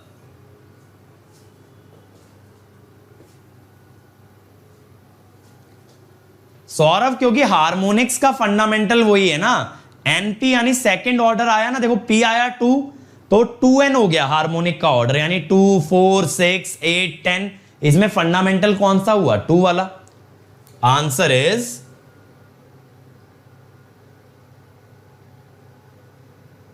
यहां पे 50 है ना, ठीक है, तो आंसर इज 100√2, 2 VM, 2 VM आएगा तो 100√2 आ जाएगा। ठीक है, ए। अब आ जाते हैं यार सेमी कन्वर्टर पे। सेमी कन्वर्टर बेटा क्या होता है? जिस कन्वर्टर के अंदर थायरिस्टर के साथ साथ डायोड्स का यूज किया जाए उसे हम कहते हैं सेमी कन्वर्टर। क्या कहते हैं? Semi converter. तो देखो अब 2 तरीके होते हैं यार बनाने के, कि बेटा या तो ऊपर वाले दोनों थायरिस्टर और नीचे वाले दोनों डायोड, यानी एक लेग में, इसे लेग कहते हैं वर्टिकल ब्रांच को, एक लेग में एक थायरिस्टर एक डायोड, एक थायरिस्टर एक डायोड, इसे कहा जाता है सिमेट्रिकल। क्या कहा जाता है? सिमेट्रिकल। और दूसरा होता है एक लेग में पूरे थायरिस्टर और दूसरे लेग में पूरे डायोड, इसे कहते हैं एसिमेट्रिकल। क्या कहते हैं? एसिमेट्रिकल। अब सबसे पहले सिमेट्रिकल की अगर बात करें यार, देखो ये जो थायरिस्टर्स हैं बेटा, ये अपना काम करेंगे अल्फा से पाई प्लस अल्फा, और ये पाई प्लस अल्फा से 2 पाई प्लस अल्फा। सिंपल सी बात है ना, ये तो अल्फा का देख के चलेंगे। ये डायोड है भैया, इसको काहे का अल्फा। तो अब अगर आप देखो कि सबसे पहले 0 से अल्फा में बात करें, 0 से अल्फा में D2 तो आ ही रहा है, 0 से अल्फा में ये भी आएगा 2 पाई प्लस अल्फा, एक्चुअल में किसके बराबर होता है? अल्फा। तो D2 और T3 यानी शॉर्टिंग हो गई ना, तो V0 0। फिर अल्फा से पाई D2 आ रहा है और अल्फा से पाई T1 आ गया। जब T1 D2 आ गए तो V0 इज Vs। फिर पाई से पाई प्लस अल्फा, पाई से पाई प्लस अल्फा, नीचे से तो डायोड आ गया, और पाई से पाई प्लस अल्फा T1 ही कंडक्ट कर रहा था अभी, तो फिर शॉर्टिंग आ गई, V0 हो गया 0। पाई प्लस अल्फा से बेटा 2 पाई, नीचे तो D4 ही कंडक्ट कर रहा है लेकिन पाई प्लस अल्फा में ऊपर से T3 आ गया, तो V0 हो गया -Vs। तो ऐसा ग्राफ बनेगा, समझ गए? मैंने क्या बोला? डायोड्स में अल्फा कंसीडर ही मत करो, डायोड तो फॉरवर्ड बायस होते ही ऑन हो जाएगा। ठीक है, लेकिन थायरिस्टर के अंदर क्या देखना पड़ेगा? Firing angle. उससे हमने पता लगा लिया एक समय पे कौन सी 2 डिवाइसेस एक साथ कंडक्ट करती हैं, जिसकी मदद से हमें यह समझ में आ गया बेटा कि क्या आउटपुट वोल्टेज बनेगा। अब 0 से अल्फा 0, फिर यहां Vs, फिर 0, फिर Vs। ये ऐसा ही तो आ रहा है जैसा full converter plus freewheeling diode में आया था भाई, full converter plus freewheeling diode में आया था। और बेटा एक चीज सोचो, जब कभी एक ग्रुप की दो डिवाइस कंडक्ट करेंगी और फ्रीव्हीलिंग एक्शन बनेगा ऐसे, तब सप्लाई करंट क्या रहेगा? 0। जब कभी एक ग्रुप की दो डिवाइस कंडक्ट करेंगी, करंट गोल गोल लूप में घूमता रहेगा, तो सप्लाई से आने वाला करंट क्या रहेगा? 0। तो बेटा अगर यहां सप्लाई से आने वाला करंट 0 है तो देखो दिस इज 0, फिर I0, फिर फ्रीव्हीलिंग में फिर से 0 और फिर -I0। अब थायरिस्टर करंट देखो, T1 कंडक्ट करता है अल्फा से पाई प्लस अल्फा और D2 कंडक्ट करता है 0 से पाई। तो यहां पे देखोगे अगर तो थायरिस्टर का कंडक्शन एंगल भी पाई है और डायोड का कंडक्शन एंगल भी पाई है। और यही इसकी खासियत है, यही बेटा इसकी खासियत है कि थायरिस्टर और डायोड दोनों कंडक्ट करते हैं सेम एंगल के लिए। अब एसिमेट्रिकल पे आ जाओ यार, एसिमेट्रिकल पे आ जाओ। अब T1 जो है ये कोशिश करता है पाई से पाई प्लस, सॉरी, ये कोशिश करता है अल्फा से पाई प्लस अल्फा जाने की। कहां जाने की? अल्फा से पाई प्लस अल्फा। ये डायोड 0 से पाई, ये वाला डायोड पाई से 2 पाई, ये किसी की नहीं सुनते। और ये जाने की कोशिश करता है पाई प्लस अल्फा से 2 पाई प्लस अल्फा। अब देखो सबसे पहला इंटरवल लेता हूं अल्फा से पाई। अल्फा से आगे T1 ऑन है, अल्फा से आगे T1 ऑन है और D2 भी ऑन है। देखते चलना, T1 D2 तो V0 आया Vs। अब बात पे ध्यान देना, पाई से पाई प्लस अल्फा। अब सर कंट्रोवर्सी हो गई। कंट्रोवर्सी क्या हो गई बेटा? पाई के आगे ये भी कंडक्ट कर रहा है T1, पाई के आगे D3 भी कंडक्ट कर रहा है, लेकिन बेटा एक ग्रुप में से बस एक कंडक्ट कर सकता है। तो पाई के आगे जैसे ही डायोड ऑन होगा वो तुरंत इस थायरिस्टर को रिवर्स बायस कर देगा, तो थायरिस्टर को बंद कर देगा। तो D3 और पाई प्लस अल्फा तक ये तो आ ही नहीं रहा, ये तो अभी आ ही नहीं रहा, तो कौन कंडक्ट करेगा? D2। फ्रीव्हीलिंग हो गया ना। दोबारा समझना, जैसे ही D3 ऑन होगा पाई के बाद ये तुरंत बंद कर देगा T1 को, तो D3 आ गया। अब नीचे से कौन कंडक्ट करे? T4 तो आएगा नहीं पाई प्लस अल्फा तक, तो कौन करेगा? D2। फिर पाई प्लस अल्फा से 2 पाई। अब ऊपर से तो दिख ही रहा है D3, नीचे से T4 ऑन हो गया। और लास्ट बेटा 2 पाई से 2 पाई प्लस अल्फा। अब 2 पाई के आगे बेटा, 2 पाई के आगे या 0 के आगे तुरंत D2 ऑन होता है। जैसे ही D2 ऑन होता है ये T4 को रिवर्स बायस कर देता है, तो नीचे से आ गया D2। अब ऊपर T1 तो अल्फा के बाद आएगा, तो ऊपर कौन कंडक्ट करेगा? D3। फिर से V0 0। समझ में आई मेरी बात? एक ग्रुप में जब एक डिवाइस ऑन हो जाती है तो बाय डिफॉल्ट दूसरे को रिवर्स बायस करके बंद कर देती है।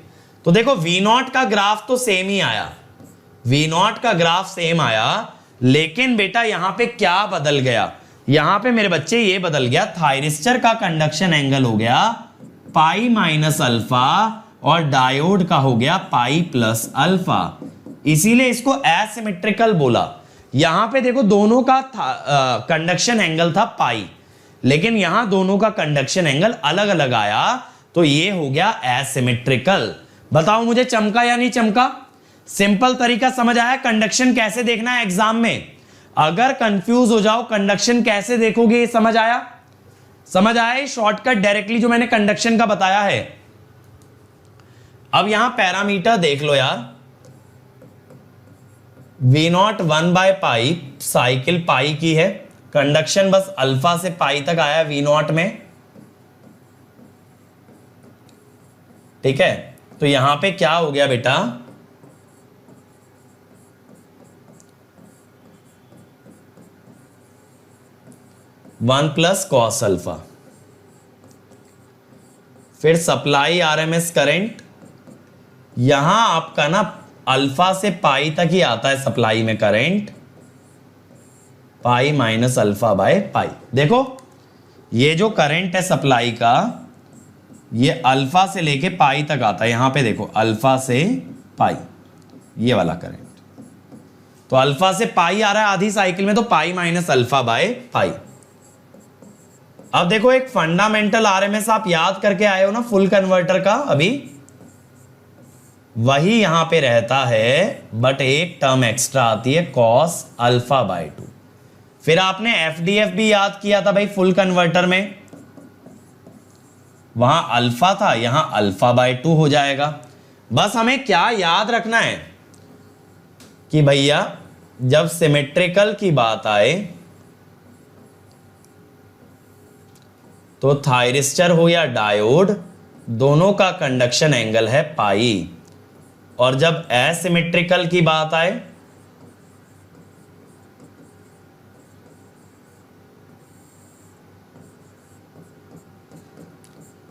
थायरिस्टर का है पाई माइनस अल्फा और डायोड का है बेटा पाई प्लस अल्फा। और अगर कभी ऐसा हो जाए, मैंने बताया ना full converter plus free wheeling diode ये भी सेमी में काउंट होता है, तो यहां थायरिस्टर का कंडक्शन है पाई माइनस अल्फा और फ्री व्हीलिंग डायोड का है 2 अल्फा। ठीक है, तो ये बनेगा। ये क्लियर हुआ सबको भाई? जल्दी से चैट में मुझे बता दो ये बातें क्लियर हैं या नहीं है, ये बातें क्लियर हैं या नहीं है। IS1 और IS से आ जाएगा G और G से आ जाएगा THD, तो कुछ रटने की जरूरत नहीं है, 4 पैरामीटर काफी हैं। अब देखो कंपैरिजन, ये आपने फुल कन्वर्टर में किया 2Vm by pi cos alpha, आप इसको 2 से डिवाइड कर दो और कॉस अल्फा की जगह डाल दो 1 प्लस कॉस अल्फा, बन गया सेमी कन्वर्टर। तो मैं क्या कह रहा हूं, मैं कह रहा हूं डिवाइड बाय 2 और कॉस अल्फा की जगह 1 प्लस कॉस अल्फा, ये आ जाता है semi converter. 2√2 by pi I not, और यहां एक extra term cos alpha by 2, I not under root pi minus alpha by pi. तो ये तो यार देखो याद करना पड़ेगा, ये तो याद करना पड़ेगा, इसका कोई शॉर्टकट नहीं है। लेकिन यहां पे क्या कर रहे हैं, multiply by cos alpha by 2। यही रिलेशन ना 3 फेज में भी होते हैं, इसीलिए अभी समझ लो। फिर ये तो जाने दो, इसको जाने दो, इसकी जरूरत नहीं है, रेशो से आ जाएगा। ये हमें करना है कॉस अल्फा और कॉस अल्फा बाय 2। भाई ये फुल है और ये हाफ है, तो हाफ में अल्फा बाय 2, फुल में अल्फा, सिंपल है। और ये तो आप डिराइव कर ही लोगे डिस्टॉर्शन फैक्टर इनटू डीपीएफ, और ये भी निकाल लोगे।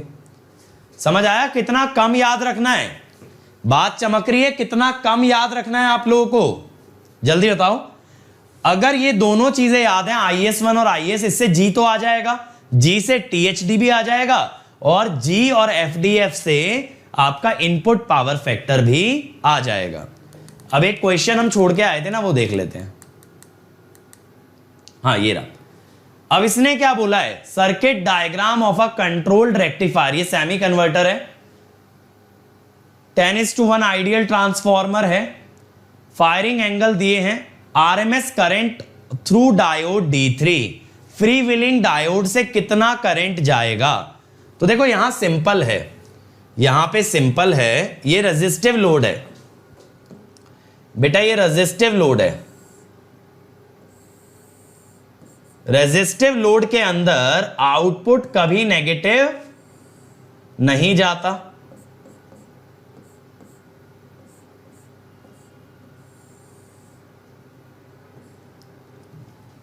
मानते हो ना मेरी बात? आउटपुट कभी भी नेगेटिव नहीं जाता। V0 never becomes negative for R load. तो इसीलिए बेटा आंसर क्या आएगा, 0, क्योंकि जब कभी नेगेटिव ही नहीं गया तो free wheeling diode does not conduct. Free wheeling diode तो तब आएगा ना बेटा जब V0 नेगेटिव जाएगा। आर लोड में खुद ही नेगेटिव नहीं जाता, कभी खुद नेगेटिव नहीं जाता, तो बेटा वी नॉट हमेशा पॉजिटिव है, तो फ्री व्हीलिंग डायोड कंडक्ट ही नहीं करेगा। ठीक है, अब इसका देखो सवाल, ये वाला पूरा पढ़ने में आ रहा है ना? हाँ चलो, ये वाला पूरा रीडेबल है। इसका बताओ मुझे, a semi converter employs 2 thyristor and 2 diodes due to mal function 1 thyristor is working as a diode. तो बेटा ओवरऑल 3 डायोड और 1 थायरिस्टर हो गया। रेजिस्टिव लोड दिया है, एवरेज आउटपुट करंट पूछा है। चलो अब हमारे पास यहां पे क्या है, यहां पे हमारे पास 1 थायरिस्टर और 3 डायोड है। तो देखो इसको कैसे शो कर दोगे यार?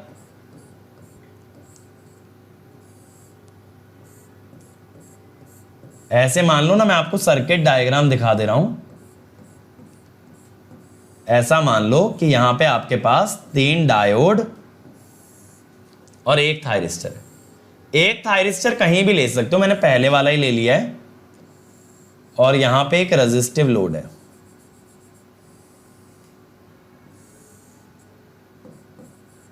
ठीक है, अब बनाओ जल्दी से।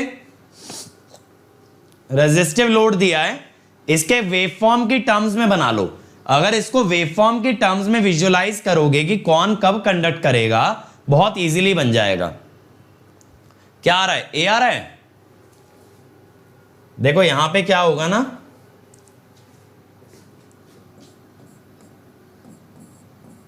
एक्चुअल में ना इस टाइप का क्वेश्चन अभी हम देख के भी आए हैं।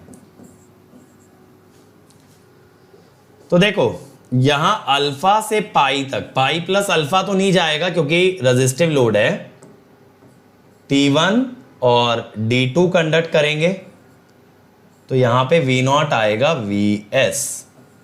और फिर अगली साइकिल के लिए तो बेटा दोनों ही डायोड हैं,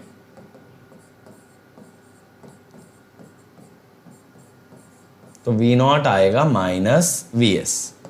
तो इसका ग्राफ कैसा आएगा यार?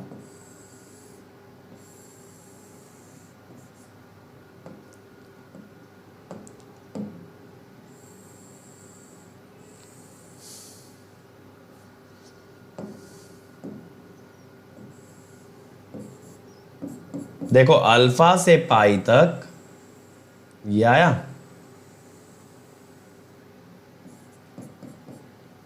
फिर ये आया,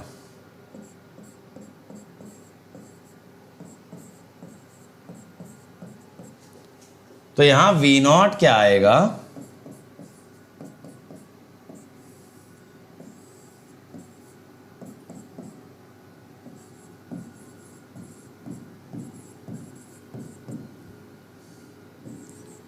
D omega T plus pi से 2 पाई, सप्लाई का नेगेटिव आ रहा है ना, ये मत सोचना सर ग्राफ पॉजिटिव है Vm साइन ओमेगा टी होना चाहिए।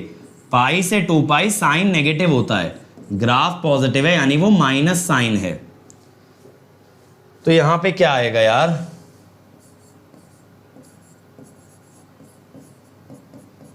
ये बनेगा, है ना, Vm/2 पाई 3 प्लस कॉस अल्फा।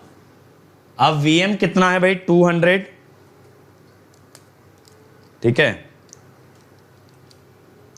कॉस 60 है, 111.408, ये हो गया। आउटपुट करंट की बात हो रही है, तो रेजिस्टेंस कितना है? 100, 1.114। ठीक है, क्या आ गया आंसर? ए आ गया ना? ठीक है भाई, स्वाति क्लियर है बेटा ये? चलो अगला ट्राई करो। A single phase semi converter is operated from 50 hertz 240 volt AC source, resistive load is connected at the terminal और average output is 25% of the maximum possible average output. तो हमेशा यह ध्यान रखना है, जो मैक्सिमम पॉसिबल एवरेज आउटपुट है यानी V0 एवरेज की वैल्यू मैक्सिमम कब होती है? जब अल्फा 0 होता है। V0 एवरेज की मैक्सिमम वैल्यू कब होती है? जब अल्फा 0 होता है। उसका 25% आपको मिल रहा है। कितना मिल रहा है उसका? 25%।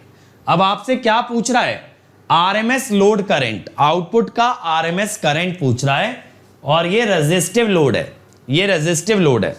चलो जल्दी से बना देंगे सब लोग, कम ऑन एवरीबॉडी।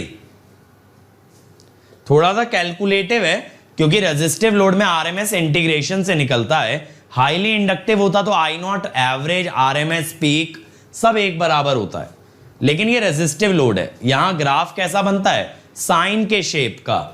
चलो जल्दी से बनाइए।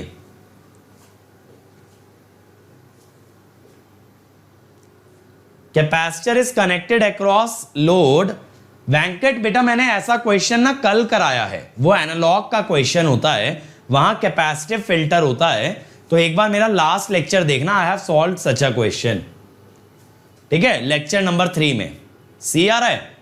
चलो देखें, देखो आपको पता है वी नॉट एवरेज क्या है भाई, Vm बाय पाई, और ये 25% है मैक्सिमम का। मैक्सिमम कितना होगा अगर अल्फा 0 रख दें, 2Vm बाय पाई।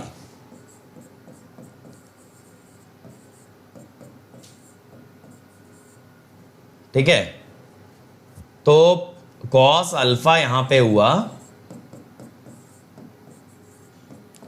तो अल्फा आ गया 120। अब अगर मैं यहां पे बात करूं भाई V not R M S की, तो फुल वेव रेक्टिफायर है तो 1 बाय पाई, साइकिल पाई की होगी। इंटीग्रेशन तो देखो 120 से 180 चलेगा, चाहे सेमी कन्वर्टर की वजह से कह दो और चाहे भैया आप रेजिस्टिव लोड की वजह से कह दो, किसी भी रीजन से कह दो, बात बराबर ही पड़नी है। अब यहां Vm देखो बाहर आ गया, sine square 1 minus cos 2 theta by 2 होता है, तो 2 नीचे आ गया, 1 का integration pi by 3, cos 2 theta का हाफ साइन 2 थीटा बाई 2, तो साइन 2 थीटा में जब 180 डालोगे तो 0 हो जाएगा, तो बस 120 वाली लिमिट का ख्याल रखना है।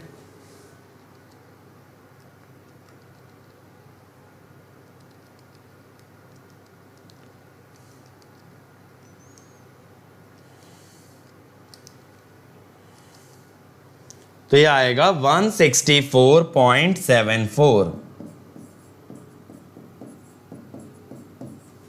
ये आने के बाद क्या होगा यार,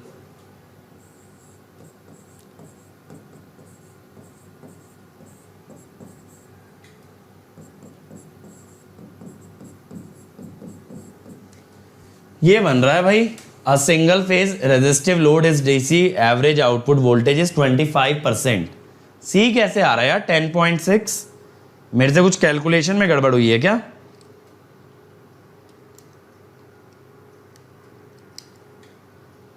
कॉस 2 थीटा का साइन 2 थीटा बाई 2,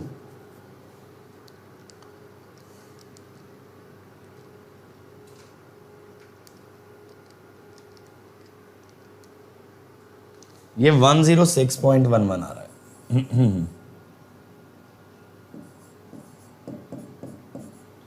कैलकुलेशन में मुझसे गड़बड़ हो गई, ये बनेगा 10.6 सी। बहुत ही बढ़िया, ठीक है, बहुत बढ़िया। चलो आगे चलते हैं, अगला ट्राई करो। A single phase semi converter with RLE load has discontinuous current with alpha less than pi by 2, Vm sin alpha greater then E, beta less than pi, Vm sin beta less than E, the angle for which free wheeling diode conducts. जल्दी बताओ। फिर ना मैं आपको ये सारी statements का मतलब बताता हूं, यहां पे क्या है, इतनी सारी स्टेटमेंट्स क्यों दी गई हैं ये मैं आपको बताता हूं, बट पहले आप मुझे आंसर देंगे। बहुत इजी है ये,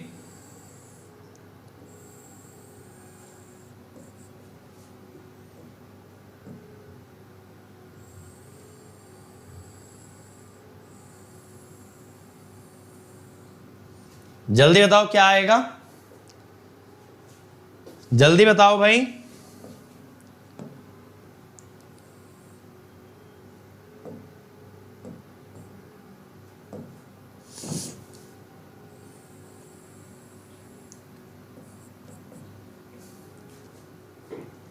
क्या आएगा? ए आएगा। बहुत बढ़िया। जब बेटा पाई के आगे गया ही नहीं, since beta is less than pi, यानी V naught is greater than 0, free wheeling diode does not conduct. बहुत बढ़िया, मजा आ गया। अब देखो इसकी स्टेटमेंट्स का क्या मतलब है। अल्फा 90 से छोटा है, ठीक है। Vm साइन अल्फा E से बड़ा है। देखो ये E है ब्लू वाली लाइन, तो यानी आपने थीटा के बाद ट्रिगरिंग की है। इस लाइन का मतलब है alpha greater than theta. Beta pi से छोटा है, लेकिन Vm साइन बीटा E से छोटा है। तो देखो इसका मतलब ये हुआ कि यहां तक आप जा रहे हो और यहां पे जो वैल्यू आ रही है, ये वैल्यू है Vm साइन बीटा, और ये E से छोटी है, E से छोटी है। समझ में आया ये सब स्टेटमेंट्स का क्या मतलब था? Vm sign beta less than E होने का मतलब है beta is greater than pi plus theta, sorry pi minus theta. Clear हुआ? ये सारी लाइंस का क्या मतलब है कि बीटा पाई माइनस थीटा से तो आगे जा रहा है, लेकिन पाई के आगे नहीं जा रहा। पाई माइनस थीटा के आगे तो जा रहा है, लेकिन पाई के आगे नहीं। देखो यहां पे जा रहा है ना आगे, ऐसे आगे जा रहा है। ठीक है, चलो अगला question. Full converter alpha 30 degree दिया है, T1 and T2 are fired correctly, लेकिन T3 T4 को कॉन्टिन्यूअस फायरिंग पल्स दे दी है। इजी क्वेश्चन है। T3 T4 को कॉन्टिन्यूअस फायरिंग पल्स देने का मतलब है उसमें डीसी सिग्नल लगा दिया है गेट पे, यानी परमानेंट फायरिंग दे रहे हो। अब बेटा खुद सोच लो, अगर परमानेंट फायरिंग दे रहे हो तो क्या होने वाला है?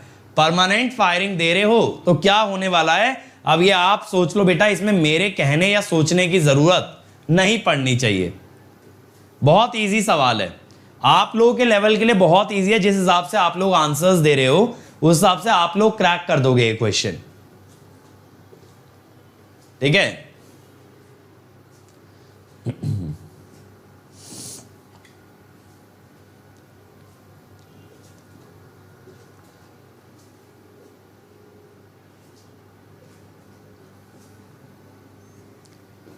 Come on everybody.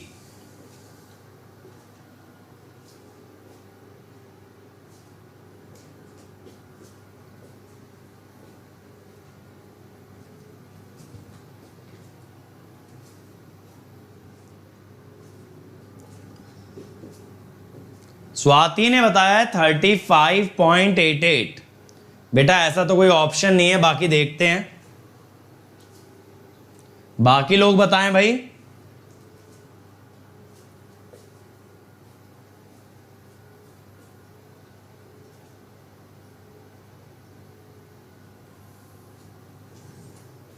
देखें इसका आंसर। बेटा इन दोनों को आपने कॉन्टिन्यूअस फायरिंग पल्स दे दी है, T2 और T4 को।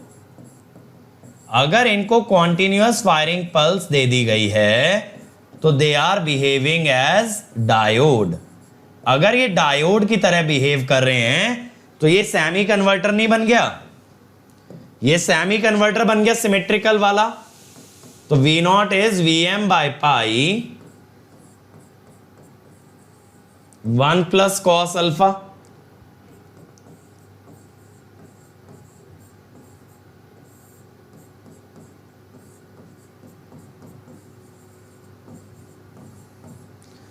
ठीक है,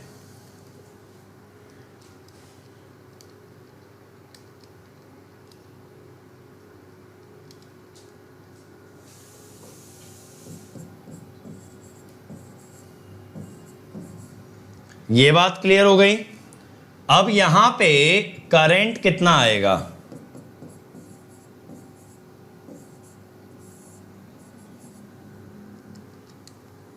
$38.64। सिंपल है, सिंपल तो है आंसर।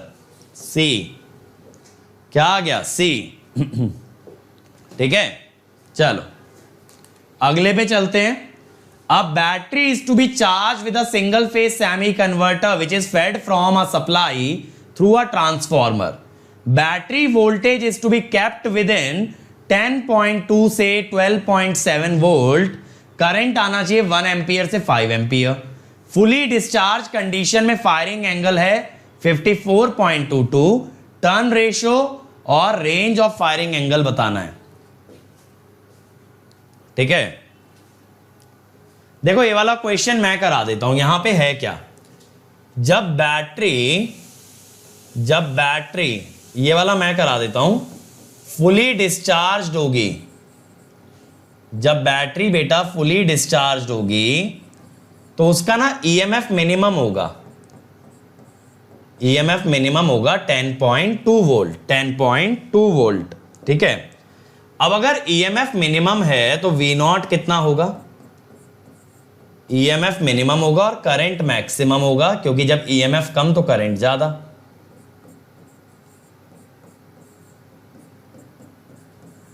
$10.7। अब यहां पे आप सेमी कन्वर्टर के अनुसार क्या लगाओगे, Vm by pi 1 plus cos alpha. तो यहां से ना Vm निकालो। आप कहोगे सर दिया तो है Vm, नहीं मेरे बच्चे, Vm आपको जो दिया है ना वो प्राइमरी का दिया है। ठीक है, ट्रांसफॉर्मर आपका ना सेकेंडरी पे लगा है, सॉरी रेक्टिफायर आपका सेकेंडरी पे लगा है, तो सेकेंडरी का वोल्टेज मुझे थोड़ी मालूम है, तो मैं क्या कोशिश कर रहा हूं कि सेकेंडरी का, ठीक है, सेकेंडरी का हम लोग वोल्टेज निकाल लें जिससे कि टर्न्स रेशियो आ जाए।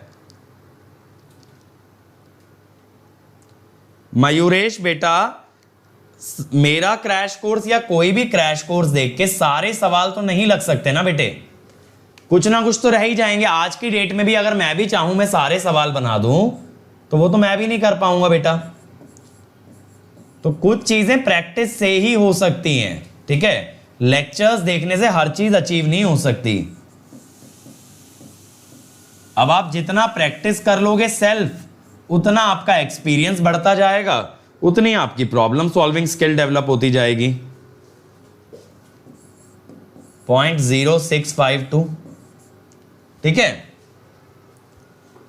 अब इसके अलावा यार, इसके अलावा अब बैटरी की अगर चार्ज कंडीशन में आप बात करो, ये तो डिस्चार्ज वाली बात हो गई ना, तो ईएमएफ आप लोगे मैक्सिमम और करंट आप ले लोगे मिनिमम, तो वी नॉट कितना हो जाएगा यार, 12.7 प्लस 1 इंटू 0.1, 12.8।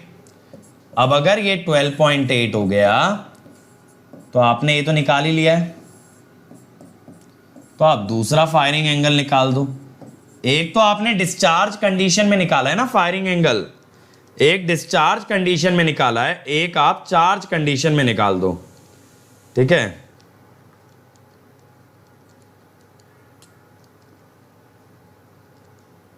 $26.37। अब देखो कौन सा ऑप्शन मैच कर रहा है यार,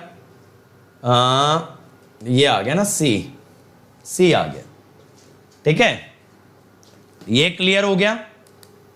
चलो अगला देखो, the waveform, the waveform of the current drawn by semi converter from AC source is given, I not is given.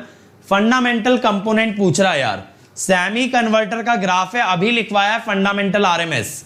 चलो जल्दी से फंडामेंटल आरएमएस, भाई मैंने बताया था फुल कन्वर्टर का अगर याद है तो वहां से सेमी कन्वर्टर का निकाला जा सकता है। ये सेमी कन्वर्टर के करंट का वेवफॉर्म है, तो आप जल्दी से बता दो फंडामेंटल आरएमएस क्या आने वाला है। कम ऑन एवरीवन, जल्दी से सब लोग आंसर करेंगे भाई।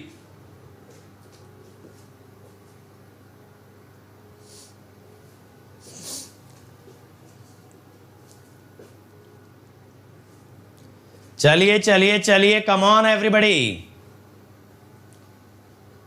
जल्दी से आंसर बताओ मेरे भाई, क्या आना चाहिए इसका फाइनल आंसर।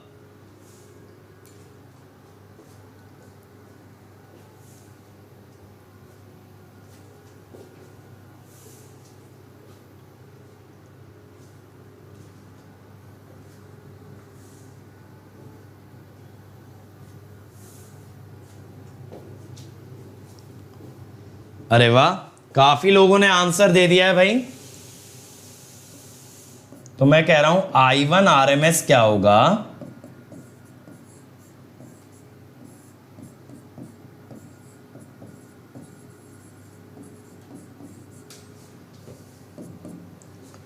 तो ये हो गया 0.9।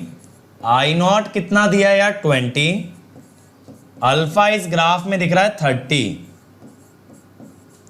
तो 18 इंटू कॉस 15, ठीक है, कितना आएगा 17.386, खत्म, ठीक है 17.386। Next, half controlled single phase bridge rectifier is supplying RL load, firing angle alpha, free wheeling diode कितने फ्रैक्शन के लिए कंडक्ट करता है? तुरंत आना चाहिए आंसर, 2-3 बार लिखवा चुका हूं। फ्री व्हीलिंग डायोड का कंडक्शन एंगल, चलो इसने फ्रैक्शन पूछ लिया है, मैंने आपको कंडक्शन एंगल लिखवाया है, जल्दी से बता दो कितना आएगा। कम ऑन एवरीबॉडी, जल्दी से बताएंगे इसका आंसर, इसमें टाइम नहीं लगेगा बेटा, इसमें आपको बिल्कुल भी टाइम नहीं लगना चाहिए। Come on come on come on everybody. Firing angle alpha है, हाफ कंट्रोल्ड ब्रिज कन्वर्टर है, free wheeling diode RL load के लिए कितना फ्रैक्शन कंडक्ट करता है। अगर आपको कंडक्शन एंगल पता है तो फ्रैक्शन निकाल दो, बहुत बढ़िया, आंसर इज डी। ड्राइव से क्वेश्चन नहीं आते बेटा। Free wheeling diode conducts for 2 alpha in a period of 2 पाई। 2 पाई में 2 अल्फा आता है, ठीक है, कैसे? एक तो 0 से अल्फा और दूसरा पाई से पाई प्लस अल्फा। तो 2 अल्फा बाय 2 पाई कर दो, वो अल्फा बाय पाई आएगा सौरभ, ठीक है। सौरभ और वेंकटेश का आंसर गलत है, तो अल्फा बाय पाई आएगा, ठीक है। Next, a single phase full wave half controlled bridge converter feeds an inductive load, ठीक है। कन्वर्टर में फ्री व्हीलिंग डायोड क्यों लगाया जाएगा? सिंपल सा एक छोटा सा सवाल है, सेमी कन्वर्टर में फ्री व्हीलिंग वैसे भी होती है, फिर भी फ्री व्हीलिंग डायोड लगाते हैं, क्यों लगाते हैं? जल्दी से बताइए, जल्दी से बताइए, फ्री व्हीलिंग डायोड क्यों लगा रहे हो जबकि by default free wheeling action है सेमी कन्वर्टर में?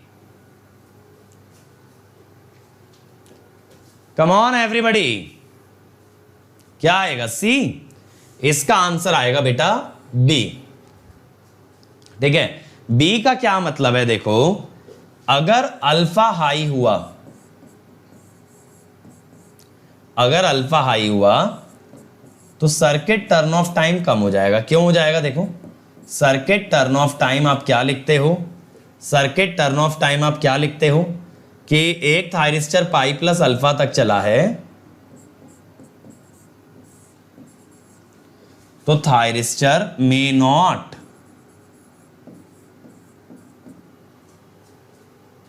Turn off. तो इसीलिए ना हाई फायरिंग एंगल पे परेशानी हो जाती है, तो इसका आंसर बी होता है, ठीक है। हाई फायरिंग एंगल पे जो है ना, ये टीसी बहुत कम होगा, तो thyristor might not turn off, और उसकी वजह से फ्री व्हीलिंग एक्शन प्रॉपरली नहीं बन पाएगा।